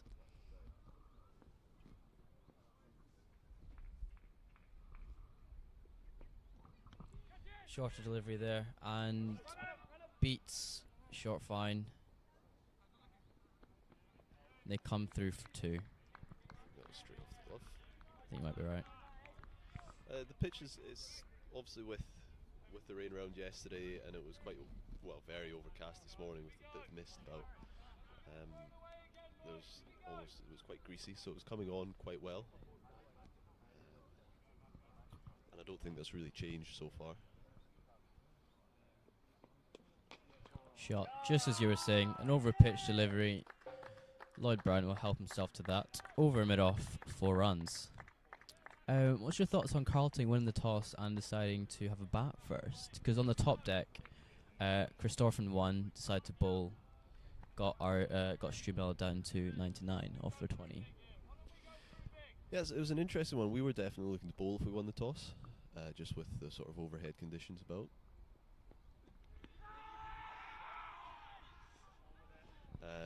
So it was a little surprising, to be honest. I wasn't aware that they won the toss. I thought we won the toss. So yeah, I terms of their batting lineup, they do have a strong batting lineup. So whether they viewed it as if we put runs on the board, especially sort of knockout cricket, it's always good to have runs on the board and then pressure on the other side to chase. That was a theory we sort of came up with in the com box as well. LBW shout there from Chris McBride. Umpire not interested. Not very happy after his LBW shout. One ball left in the over. 7 off it so far. I think Chris is ticking here. Just get slightly more red every delivery.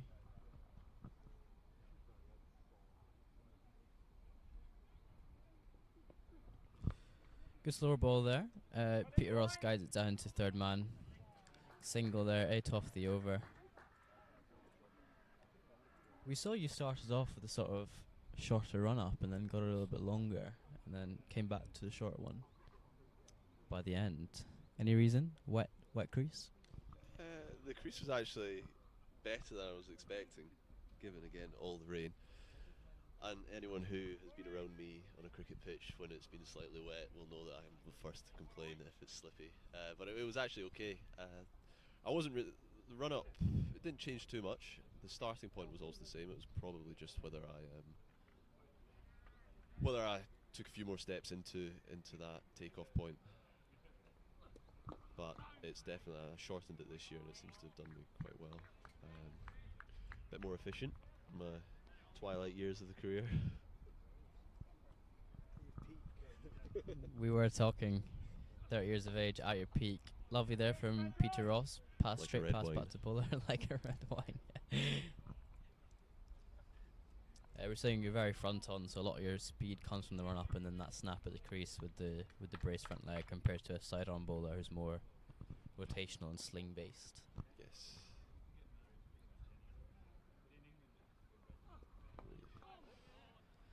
One out there to mid wicket. Well, Gavin Main, thank you very much. We will leave you be. Thank you very go much. and- It's a Go and pleasure. enjoy the innings and good luck for the rest of the game. Oh, hopefully be back in the final.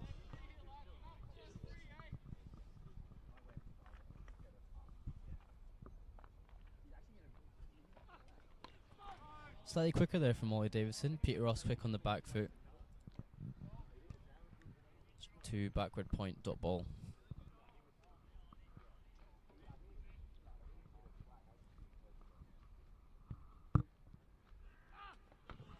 Quicker there again. Looks like the arm ball from Davidson. Not really trying to turn it. Swing it into Peter Ross. Elliot, we were right. Spinner does open the bowling.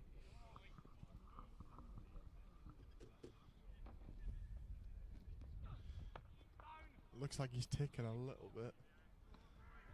One that just went over the head of mid-on in the previous over. Couple of, I don't want to say hikes across the line, but shots across the line. It's good to hear from Gavin though, isn't it? Very good insight there. Always nice to speak and play with Gavin. Full of insights. Full of little. Better than listening to us two waffle on there. Yeah, I reckon so. Most likely. What was he saying about, was he surprised that they won the toss and batted? Jamie Beattie, new bowler in. He actually thought Heriot's won the toss because they were looking to bowl first if they won. Typical bowler, not interested in anything else. Yeah. New bowler in. Chris McBride comes off. Jamie Beattie into bowl. I actually don't think the Carlton have started too badly with the ball here, but as is the case with defending low totals, ones and twos, so you pay the price for them, don't you? But I think they've had decent areas. They've bowled well so far. Slightly overpitched as Heriot says in the first innings, which Lloyd has put away both times. You get lulled into looking for some kind of movement up front, don't you? This will be interesting. Young bowler Jamie Beattie.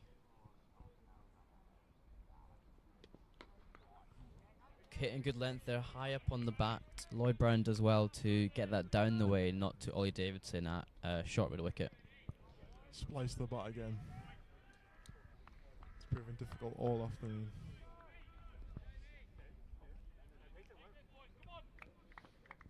My little venture outside the tent while you were talking to Gavin there, it's really warmed up out there. It's a very pleasant afternoon here at Goldenacre. come down if you're watching. Gappage there from Lloyd Brown over short mid wicket, not hard enough to get to cow corner, just in between, and they come through for a single. If you're watching and not a Goldenacre, come down, the barbecue is on, the bar is open, and there's some very, very good cricket all day. Sounded like another wicket fell on the top deck while you were talking to Galvin as well. That is correct. Christopher 27 for 2 after 5. Skipper Owen Gold out, bowled by Connor Shorten. Good there from BT. Peter Ross very sensible in his defence. New batters in for Christopher are John Van Ziel and Brandon McMullen. Two very, very capable batters. Left-right hand combo there. I wouldn't be surprised if those two take it all the way. Cue them 40 all out. Commentator's curse strikes again.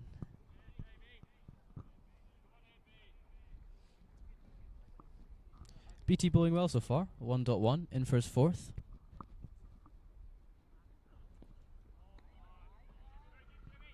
Bit more intent there from Peter Ross as he comes down the wicket, tries to hit that over cover. No bat on ball there. Just slightly jagging away. Good delivery from BT. 3 off 13. I imagine Peter Ross is ticking here a little bit. Just needs to rein it in. They're in complete control of this game as it stands. Bat onto pad and they come through for a single. Peter Ross is known to be a very hard hitter up top. He likes to take risks, and he will take risks. He's very unconventional in the way he does take those risks, but there's always a sound logic and thought process behind why he goes about doing certain things, and he's very quick to rectify himself if something does go wrong. So two very thinking batters, if that makes sense, smart batters out there. But saying that, BT has kept them under wraps so far very well. Absolutely great over that. Again though, while they're not taking wickets, I think Heriot will be quite happy just to see off the good balls and wait for the bad balls to be put away. Agreed, just 2 off it so far. Rolly Allardyce coming onto bowl, so change of bowling from a left arm offie to a right arm offie.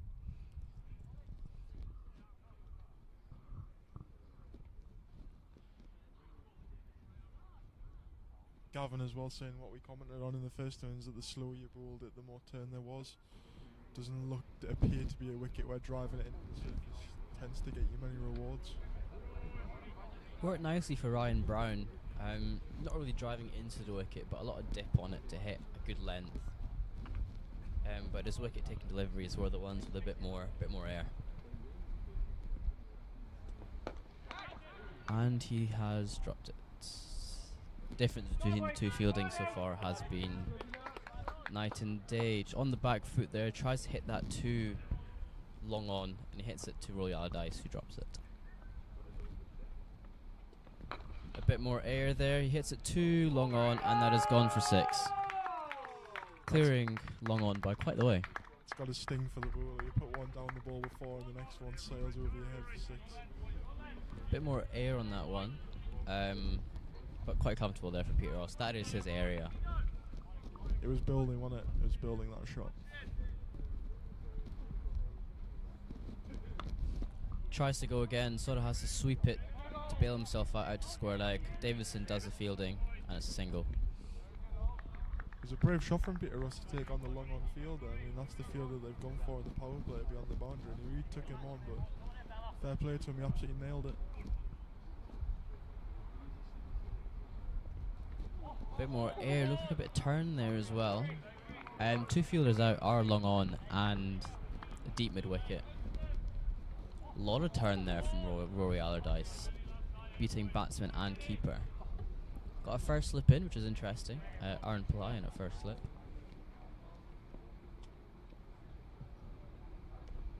Into the ground there, out to deep mid wicket. Davidson does the fielding, and they come back for comfortable 2. And that's probably the difference that you were just talking about, in that was a bit more of a drag down and it just sat there for the batter to hit away. If you're able to get a bit of dip on it and get it on a good length, then there is purchase there. Much better delivery there from Allardyce. Good fielding by BT at short mid wicket. That is over up. Is that 6 overs gone? 29 for not off 6. Going Going at power play, they'll be happy with that. 100%, going at a run rate of 4.83. Required run rate of just under 5, so they're taking along nicely. Wickets in hand.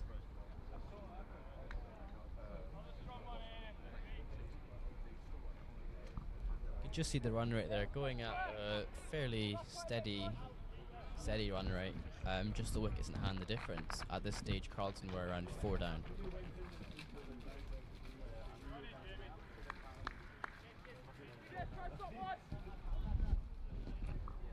Put men out now. They've got a long on, deep cover, third, and a very wide fine leg.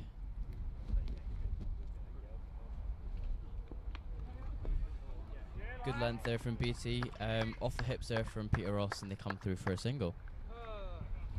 Just shows how important fielding actually is. If that catch would have been taken in the first over, then alarm bells might have been ringing through the Heriot dressing room. But 6 overs gone, 30 runs on the board, no wickets down. It must be so serene in that dressing room right now. Well, two catches dropped. Lloyd Brown the first over at deep backward point, and then Rory Allardyce in the last over as well. Good there again from BT. Off the pads there from Lloyd, and they come through for a single.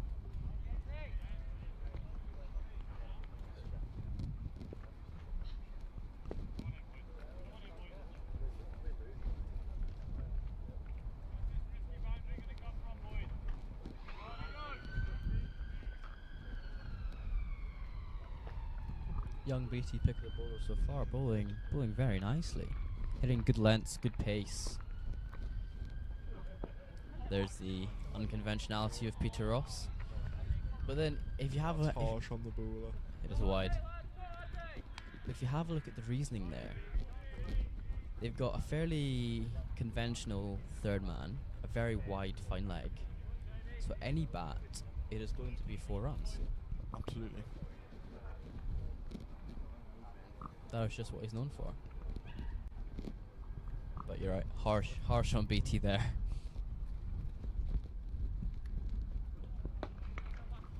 Slightly rushes Peter Ross there, hits it down too long on for a single.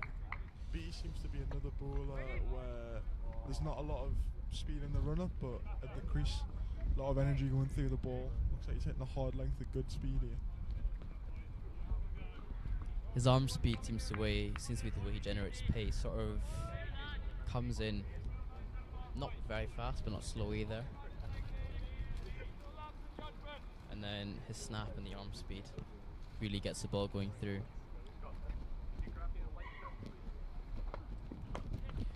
Back foot there from Lloyd Brown, and he hits it out to cover for a single. Very unusual that you don't see a conventional fine leg to both batters. I mean, you're almost asking for the kind of romp sweep shot that Peter Ross tried to play in this over. I wouldn't be surprised if he tries to play it now or the next ball as well. Is he a premeditated batter? Would you say? Yes, he is. Yo.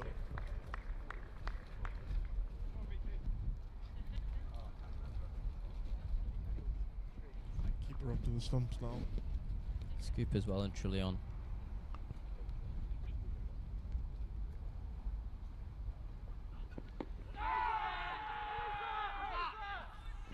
Goes for the scoop again. Good bowling there from BT. Got a bit of a tangle there, didn't know whether to go with a fine leg or towards third man. Would have been an ugly dismissal if it had been given out like before there, wouldn't it?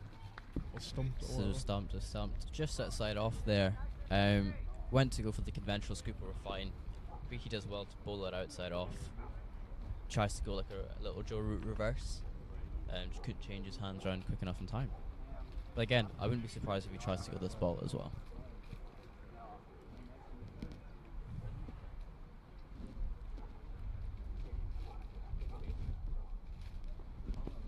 Slower ball there to negate any potential scoop. Peter Ross picks it and he chips it out to long on for a single.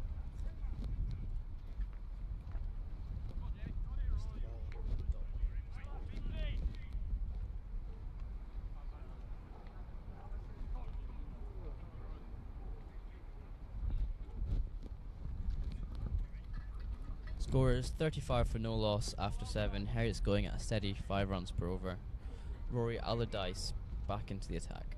You'd think both of these batters would want to be there at the end, wouldn't you? No batter likes getting out when you're in a run chase.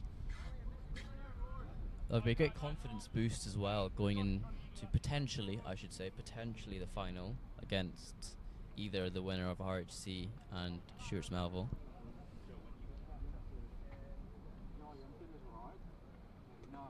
Bit more air there. Peter Ross hits it over long on, and that is absolutely massive. That is a huge strike there. Didn't look to be a massive swing of the bat either, just looked like all timing. No, he's a big man, Peter Big Ross. man. Very, very big man. Hit that probably not even very cleanly, and it's gone over the boundary by a good margin. Allardyce seems to be the bowler Peter Ross is targeting here. Likes facing spin. Tries to go again, inside edge, down to short fine, misfield there by BT, and they come through for 2. Only thing he's done wrong today, to be honest, is BC. I wonder if Allardyce has got a drag his leg. Slugs. I wonder if he brought his leg back by a metre or so where they would start getting Peter Ross in a bit of a tangle. Oh, there. Beautiful shot. Fuller there guides it down past Acosta, and they come back for 2. 6-2-2 off the over so far. 10 off it, 3 balls left. 45 for no loss after 7.3. And this is what you're saying, an over like this can really break the back of a short run chase like this. Like they're half the way there, pretty much, just under half the way there. So this is kind of what you're wanting to break the back. This is where you're telling yourself as a batting unit, don't give the opposition a sniff.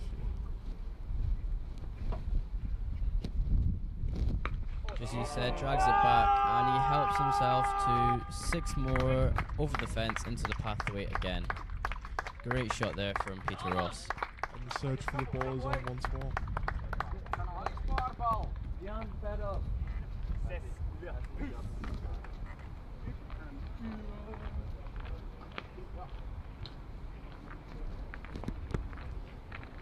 As you can see, the run rate there has taken quite a big hit up the way. 51 partnership up of 46 deliveries, 30 from Peter Ross off 25 and 19 from 21 for Lloyd Brown. And given that about 10 balls ago Peter Ross looked like he was taking at a low strike rate, he's now striking at 120. Throwing out the middle of the bat, absolutely fantastic.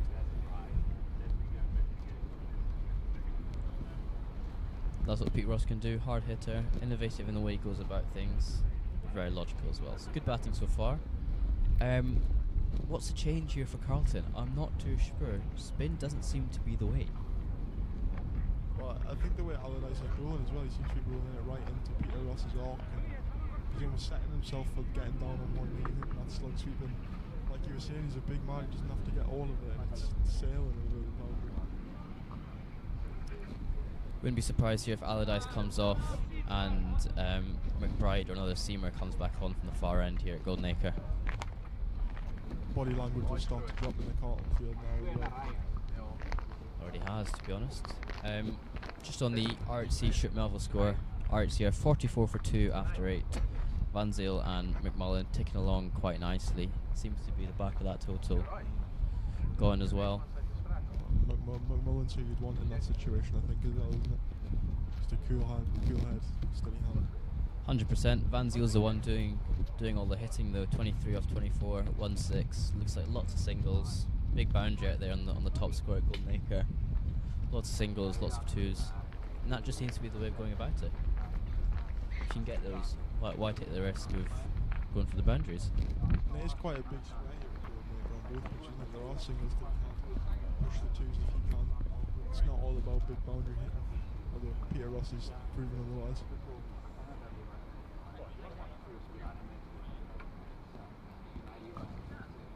Both bats using the time to get a drink in what seems to be a much more sunnier Goldenacre here. Sun's come through. We can see blue skies here from the commentary tent. It's looking very nice here. It is beautiful. I thought we were going to be doing this from an off. Weather is showing us All very nice. Get yourselves down for a barbecue and a tipple of your choice. We can actually smell the barbecue from here as well, so it's quite nice. Royal Dice interval. I'm worried about it being this close to the clubhouse though. Drop catch at cover. Hit it straight to cover, and Chris McBride drops catch. One you'd expect him to take. I think it's a bit harsh to call that a drop there, but he was absolutely crushed that. Potentially a bunk ball. Good finish from Royal Dice. Dot ball 6-2-2-6. 16 off the over, 24 off his 2. Jamie Beattie to continue. He seems to be the main man for Carlton currently, and I'm assuming Seam back on from the other end as well.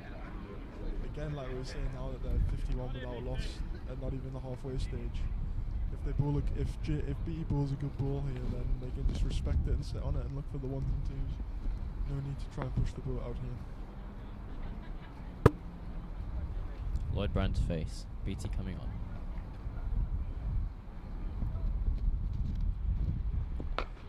Fuller delivery there, and he helps himself to a single down to long on. Has Beattie taken any wickets in this competition this year? Seems like he's the kind of bowler that would. He seems to be hitting consistent areas at good pace. He's not actually bowled this season. Wow. For in the Masterton T20. He's taken 6 wickets so far in his 6 games. This is his Surprises me. first T20 game, yeah. Surprises me. Wide ball there, down leg by Beattie. Keeper standing up to Costa does well. Stop the ball. The damage was during the first 10 overs of the Carlton innings, though, really, wasn't it? I think so, yeah.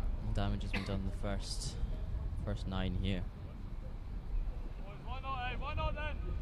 As much as they say that they're not nervous when they're chasing these kind of totals, at the halfway stage there's always a bit of a jitter.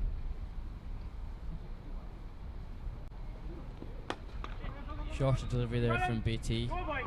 Peter Ross gets it over backward point, and they come through for a very, very comfortable 2. I'm sure when that ball was skied to deep point in the first over, Heriot's fearing the worst, but since then it's been more traffic really.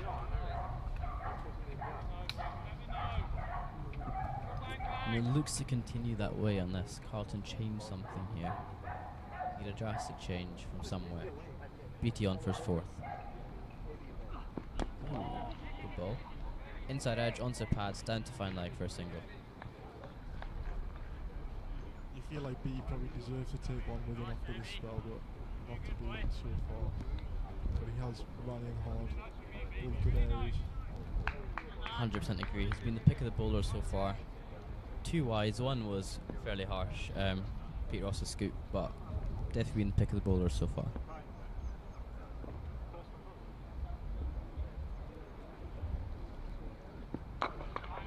Good change up there from BT. A foolish length. Lloyd Brown just pats it back.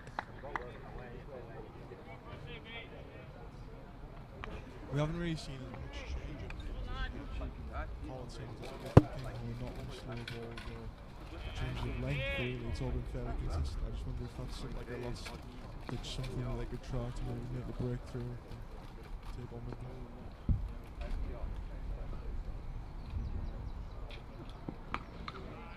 Good length there from BT down to backward point. Dot ball. 1 ball to come. You're right, BT has had a few off cutters by the looks of things. It's a little change of pace. I'm not sure what else Aldice could have done, apart from like an arm ball, or if he's got one that goes the other way. I'm not too sure. That's the problem with the spinning. It's kind of all one kind of delivery really, other than the change of pace of the ball. Wide little delivery there, Lloyd Brown. Inside edges that down into the ground, and ends the over for BT. 13 off his 3 overs so far. Going to just over 6 and over, I mean, that's all they need to do really. No problem. Change of bowling. Rory Allardyce comes off, and Ollie Davidson is back into the attack.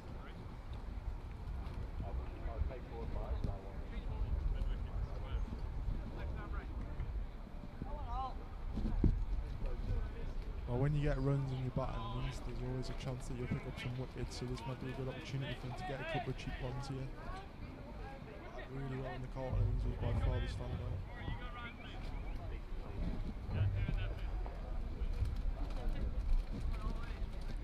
9 off his 2 overs so far.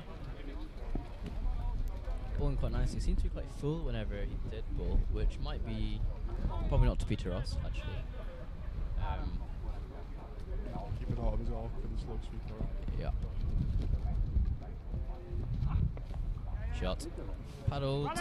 That pass short fine, and that goes for 4. Innovation at its finest. Sure enough, he's got more than one type of sweep shot. A little paddle on. He'll be looking to finish it off as quickly as possible, I reckon. Peter Ross, Ollie Davidson, really want to get one spinning past the bat here. Real one for the fielders though as well. Takes it all the way to the boundary. Lovely shot though. He's bowled. Looks like the arm ball there from Ollie Davidson. Well bowled, quicker one. Takes off Peter Ross's off stump, but I think that's the damage done already in all honesty. Well batted there by Peter Ross, 37 off 31 at a strike rate of just under 120. Yeah, I think you'll see that as a job done from him. After struggling for the first 10 or 15 balls of his innings, he really came to life there. A couple of lusty blows. I think his team will give him a pat on the back and say, well done, mate. Brought the back of that innings first. Disappointed not to be there at the end, but you know, deep down he's done his job. 100%, he's done the job, and as Gavin Main said, that's one partnership out there, 2 there, and if these 2 send it through, then it's game over. New batsman is Vian Moritz, keeper for Heriot. He's done extremely well with the bat so far.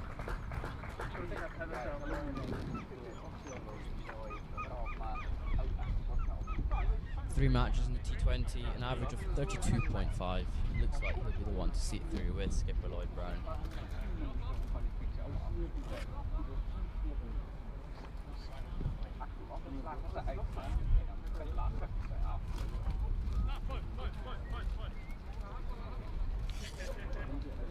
Both from South Africa, played cricket out there together as well.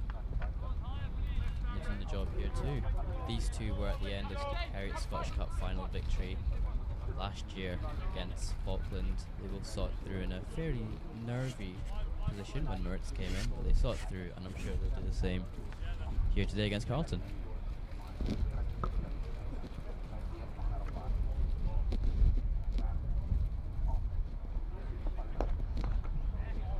It's always nice batting with someone like Charlie, and these 2 seem to know each other very well. Full delivery there from Davidson. It's straight back to him. Comes in again, a bit more air, beats extra cover down to long off, and Moritz comes through for a single off the mark. Slip Aaron Ply comes out into a backward point. Will everyone in this Heriot's lineup have had a bat recently? Yes, they would have. I'm just thinking if they get closer and the 2 down, would you send someone up the order they get some balls under their belt, or will they just play them? With the arm ball there from Davidson, I think they're going one way here. Everyone has had a bat. Bowled out against Falkland last week in their only loss in the Eastern Premiership so far. Bit more flight there from Ollie Davidson, and Lloyd Brown gets it to Chris McBride at extra cover. 61 for 1 off 10 here in the main square at Goldenacre. 37 runs to win, many wickets in hand. I think we can probably see a Heriot's RHC final here at 3:30 PM. Get yourself down for that. Barbecue is on, sun is out, bar is open.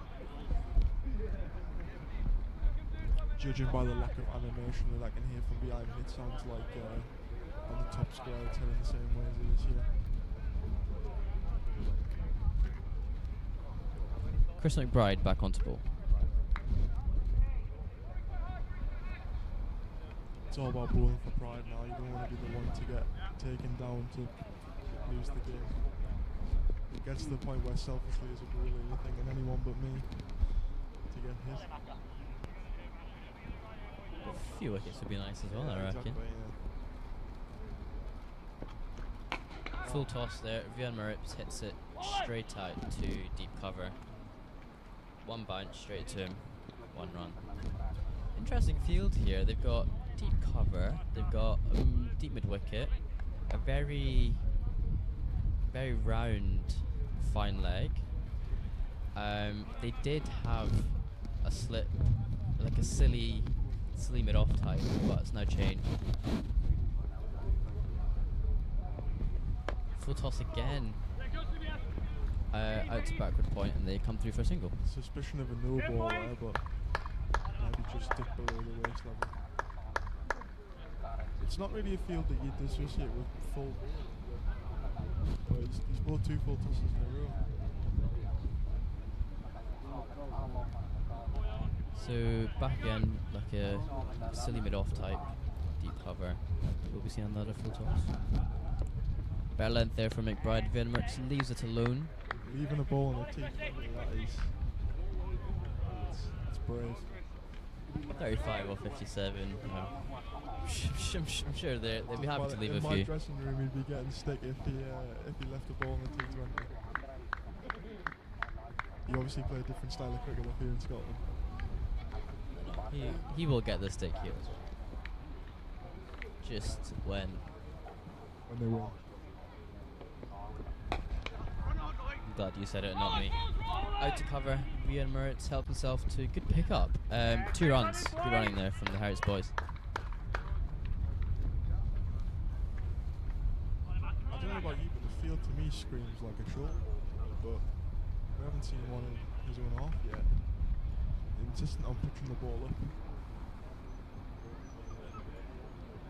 Yeah, you're right there.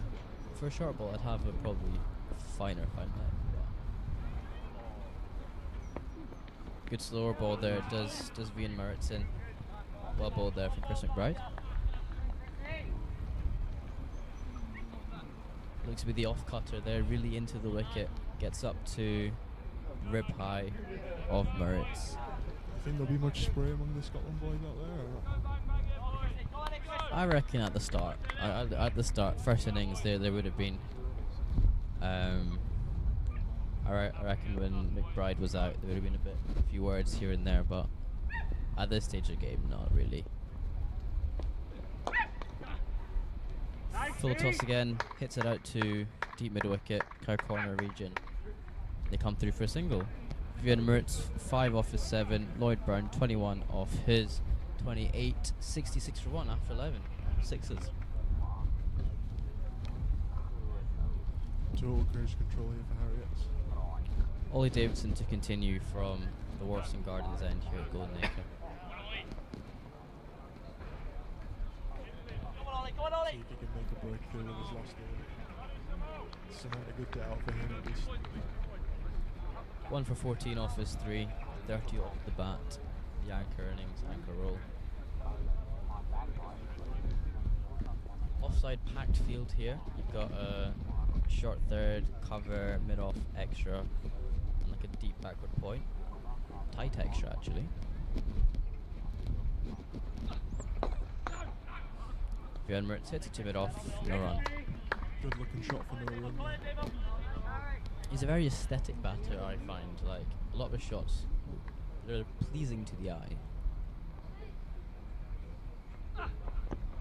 Well bowled by Davidson, he looks to turn it away. Does Vian Meritz out to big space between mid wicket and mid on, but Davidson does well to get that in. He sends mid on back onto the boundary to long on.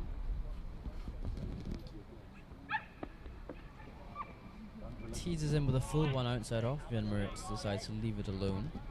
Again, like we saw in much of the Carlton, there's a big gap between long on and deep mid wicket. He just wants to drop it into that gap on the leg side. Good fielding, good shot, good bowling, cricket all round.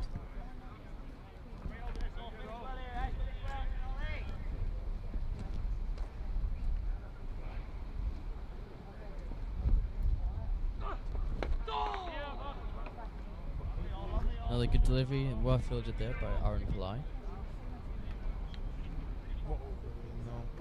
No. 11.5, 66 for 1 after 11.5. 1 ball left of Davidson's 4 overs.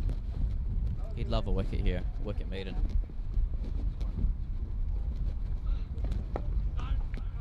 Slightly fuller delivery, a bit more air, gets through Chris McBride at extra cover, and Moritz comes through for 2. Found that gap eventually, tried 2 or 3 times in that over, didn't he? And he hit it straight to him, really. 68 for 1 after 12. Jamie Beattie back onto bowl. This seems to be the right call. He was bowling really, really well. 13 off his 3 overs so far. Shouts, so if you deserve one out in the field, then I'd have to agree. He's bowled extremely well. It's going to be interesting to see in the final whether spin plays as big a part as it has in this innings, because spin's kind of disappeared a little bit. It's been brought onto bowl. But as Gavin Main said, there was a little bit of changes if you bowled it in the right areas, so it'll be interesting to see what they do in the final, whoever's playing in it. Good length there from BT. Lloyd Brown hits it out to backward point. I think you're right. We saw that one from Rory Allardyce that really turned, beat bat and beat keeper. So there's clearly something in the wicket here. If the bowlers can extract it, it's like a bit more flight. Good revs, good grip into the wicket. Jimmy Beattie on for a second delivery.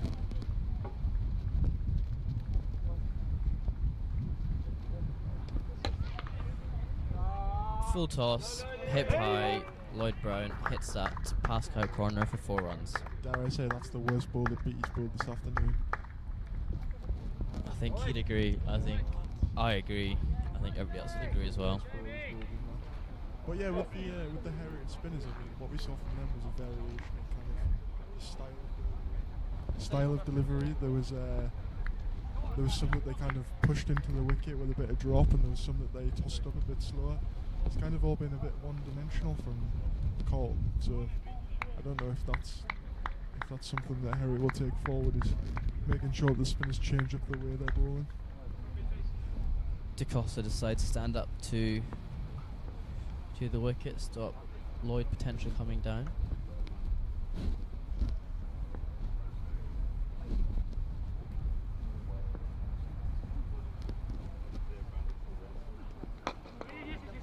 Hits it straight to mid-off and pressures the fielder, runs a single. I think you're right about the spin, yeah. Ryan Brown seemed to do very well with the amount of dip he was getting and hitting a really good length. Granted, he was bowling to the tail, but I think the point still stands. Dickinson bowled well as well, got a bit of tap from Ollie Davidson, but that's just expected as a leg spinner. Apologies for the background noise, we've got a lawnmower going past us currently. Shorter ball there from BT and dropped out at deep mid wicket. The 3rd drop of the Carlton innings. And a bad throw in, and they come through for 2 runs. I think that just characterises Carlton's day today, really. That's twice though where there's been a catch in the deep, and the fielders have absolutely thrown themselves at the ball. I just wonder if he'd have run in a bit slower and he'd have set himself, whether he would have had a better chance of taking that catch. Shot from Vian. That is cricket. Through the right covers and not gone for 4. Not gone for 4. 2 runs. Very good looking shot there. That's the cricket you're talking about. No, yes, I think you're right about the fielding. I think it's just taking catches in general, not really about running in, how you run in or whatever. It's just making sure you get underneath it, hands are up high, watch it all the way in. Tough one to take for Carlton. 3 drop catches, that changes the game really. If you get Lloyd and Peter out early. Another back of length delivery there from Jamie Beattie. Vian Moritz hits that to cover. Beattie deserved that wicket.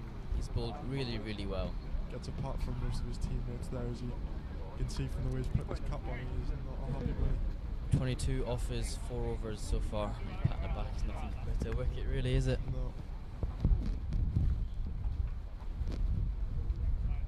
I don't think the guy that's just dropped that catch will be trying to get his eye anytime soon, will he? Head down as he walks past.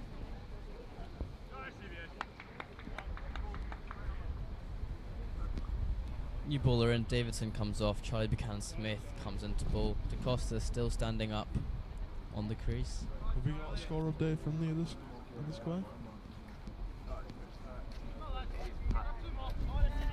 Just get one for you now, but for the sound of things, RHC looking very, very comfortable. I think there's game over up on the top square. Buchanan-Smith into bowl. Out to mid-off for a double.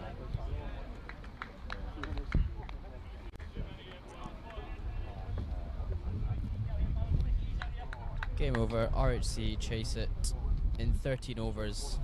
Brandon McMullen with the fireworks, 47 of 25, 188 strike rate. They book their way a place into the finals here at Goldenacre, 3:30 p.m. I believe he was 7 off 13 at one point as well, so he must have really taken a liking to him and came on to bowl.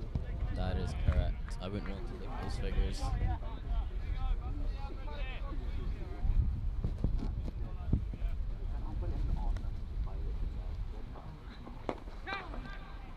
Full of delivery there, hits it 2 mid-off. 3 dots so far through this over. 77 for 1 after 13.3. 21 runs required to win.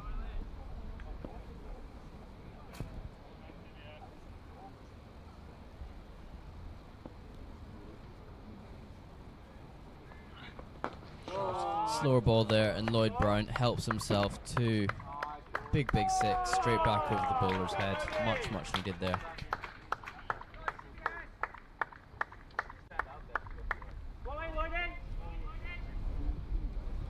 I don't think they're going to be nudging in there for singles now. I think Shackle might come off. 15 runs to win. How many balls do you reckon you'll do it in? I give him 5. How many balls left in this over? 2? Two balls left in the over.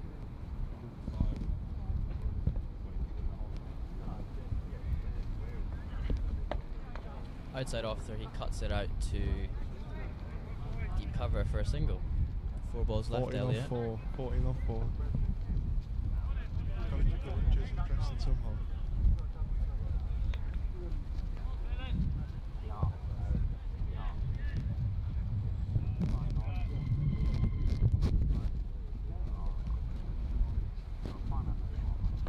Oh, he's bowled him. Off stump, out of the ground. Vian Mertz out. Charlie Buchanan-Smith gets the last laugh. Wicket off his enjoyed last that one. delivery.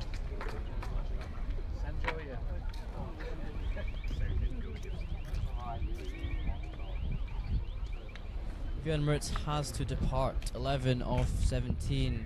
Looking very, very nice out there. Good looking shots, but unfortunately wasn't able to see it through. Next batter is Josh Elliott. Be interesting to see whether he played down the wrong line there or whether he could have played it any better. Because there was no kind of hint that that wicket was coming, really, wasn't it? Not really, no. Must have done a bit off the wicket. Trying to play down the wrong line, get us off pole out. Josh Elliott joins Lloyd Brown as Heriot's need 14 runs to win to book their place away into the finals here at Goldenacre.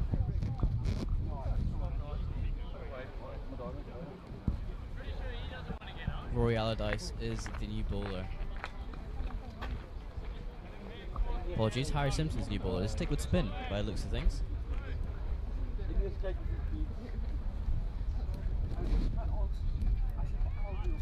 They haven't got many seaming options, and I suppose you've just got to use what's at your disposal. Agree, they've got a lot of spin. They have obviously Harry Simpson coming on, Rory Allardyce, Ollie Davidson,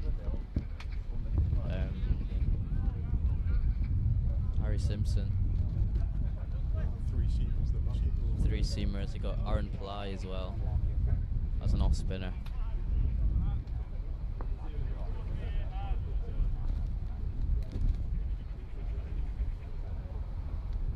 Ooh. Gone for 6. Full toss. Lloyd Brown hits it over cow corner. Over Ollie Davidson's head for 6. That's 8 off 2. That is 8 off 2. Also what we'd call a loosener delivery, that one.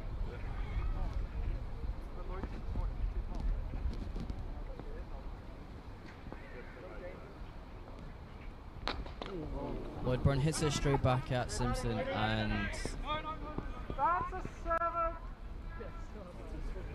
doesn't really. Yeah, it's a tough. Would that be brutal? It is a drop catch, but that was hit so hard. It was more get the head out of the way than take the catch. Exactly. So we can only tie off my thing. So 7 off 1. They can only tie. Josh Elliott hit it for 6.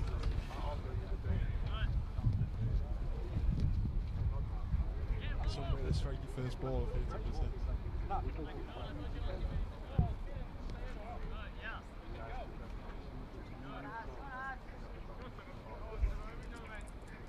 I don't think he will. As much as I would love to see it, I don't think he will. Come on, Josh. Oh, no. No run into covers. I was expecting to dance down straight towards us, but no. He's got the caliber, but he's also got the brains not to do it first ball.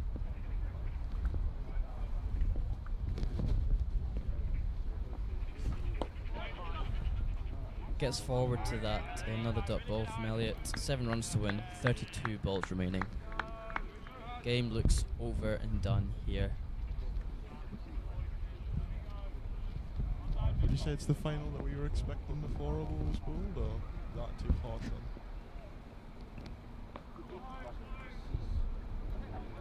I would say it's most likely the final we would expect. Christopherson have a very, very good side.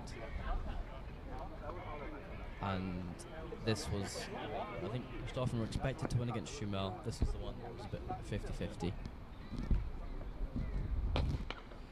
Well, they have been a good T20 side, Carlton, haven't they? They are. I'd say they're a much more shorter format side compared to Heriot's are. But just not board really. I don't know if that's a mistake at the toss, but the batters just seem to get themselves in more. As you see, Lloyd Brown 40 of 38, Pete Ross 37 of 31. Moritz was looking very good for his 11. I hope to see more of him in the final. Kept excellently today and looked aesthetic, classy batting. Buchanan Smith to carry on bowling, 7 off his first, the 1 wicket of Moritz. On the pads, and Lloyd helps himself to 1 at an empty mid wicket. Captain's really done his job here, hasn't he? Seen the team home. Done a very good job for his side. Proper captain's innings, 41 of 39. 6 runs to win. Keep back, Josh, hit it for 6. No, he's let me down now.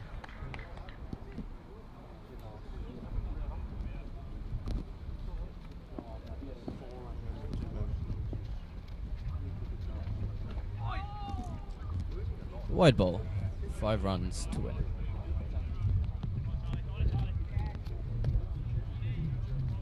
Looks like everybody barred keeping wickets inside the set. Deep cover as well. Deep cover, sorry, yeah. Powerplay field. Another dot ball from Buchanan Smith. He's actually bowled pretty well since he's come on to bowl in the good area.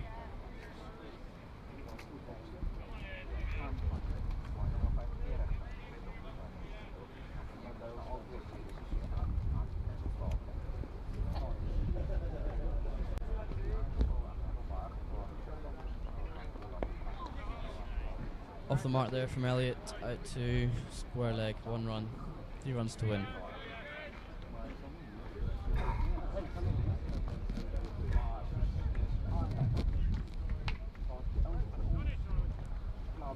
Lloyd's looking towards the good wicket.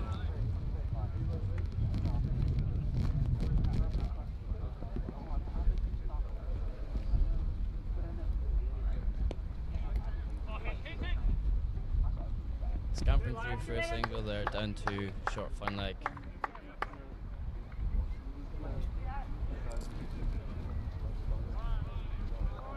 Three runs to win.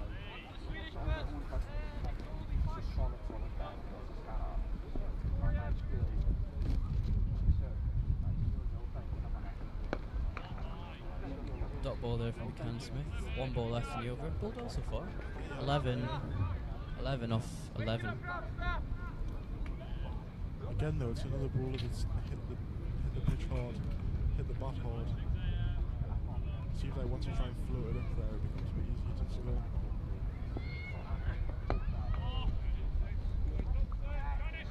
Into the over there from Can Smith. Heriot are 95 for 2 off 16, requiring 3 runs to win off the last 4 overs.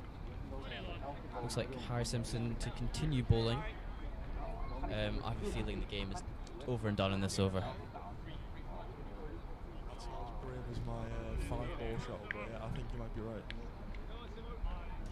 You think we'll get the final played then? Hopefully so. Weather is holding up so It's far. holding up, yeah. Finals at 3:30, so get yourselves down, people, if you're not here already. Barbecue is on, bar is open.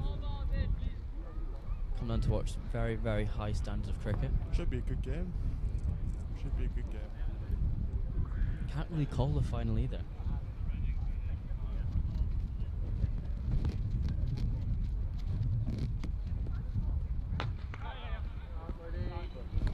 Joshua there from Simpson, and Shonick does the fielding well. I think Lloyd was seeing that as the final ball of the game there, and that was about halfway down his heckler bag as he picked out the field.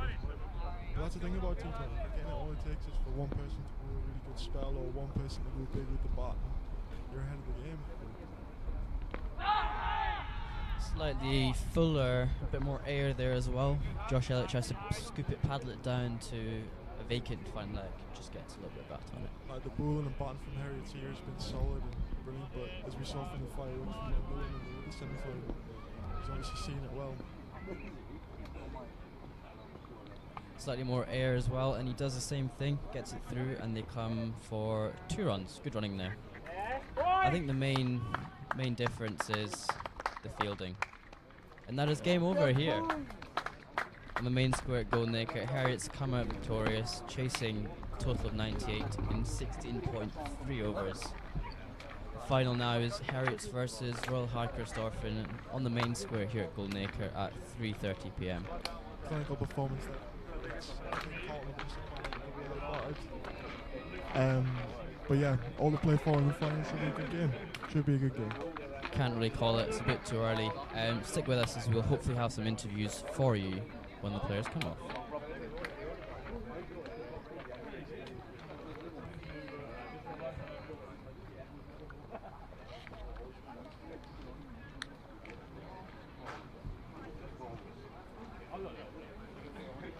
You can see on your screens here Heriot just going about it with a bit more intense than Carlton did. Obviously helps with the wickets in hand, but chased it very, very comfortably. And I think the fielding was the main difference there.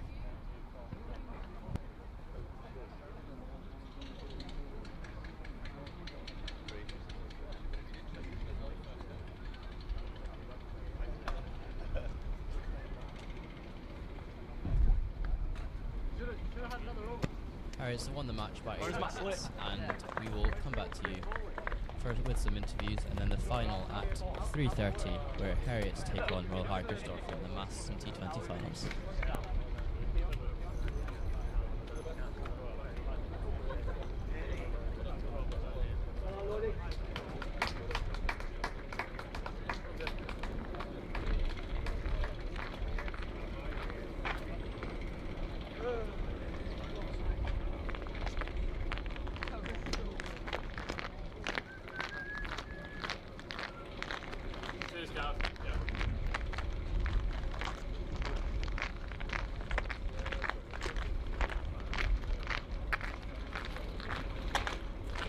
Catch any of that?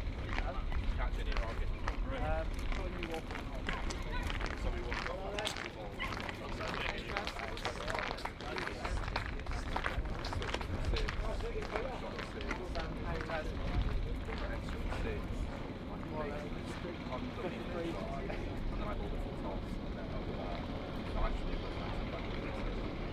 I know he reversed it on the free.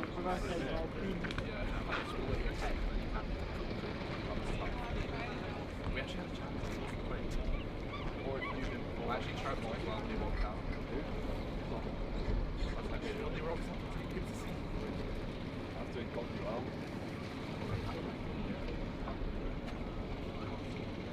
Yeah, yeah, as you was. I wish he was a prick. Oh, this is good. Wait, did pick up on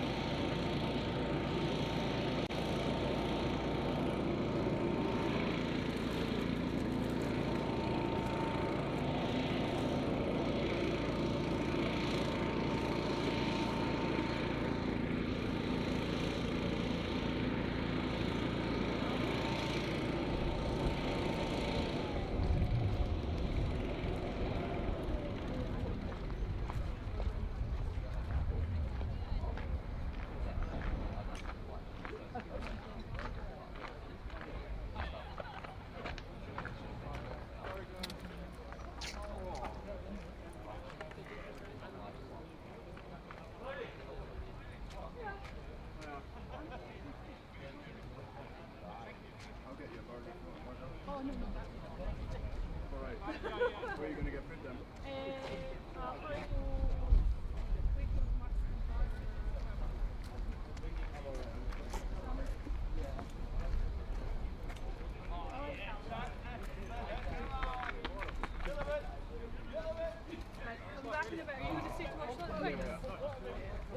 See you soon then. See you in a minute. I'm also going to move my car. Apparently it's in a bad place. Outside.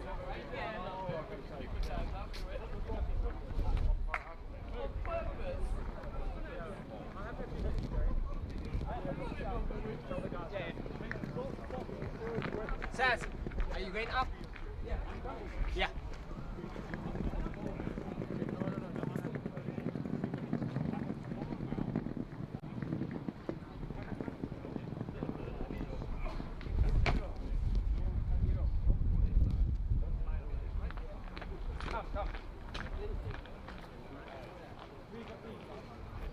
Unlucky. Yeah. Looking smart. I just she we went the outs. This is not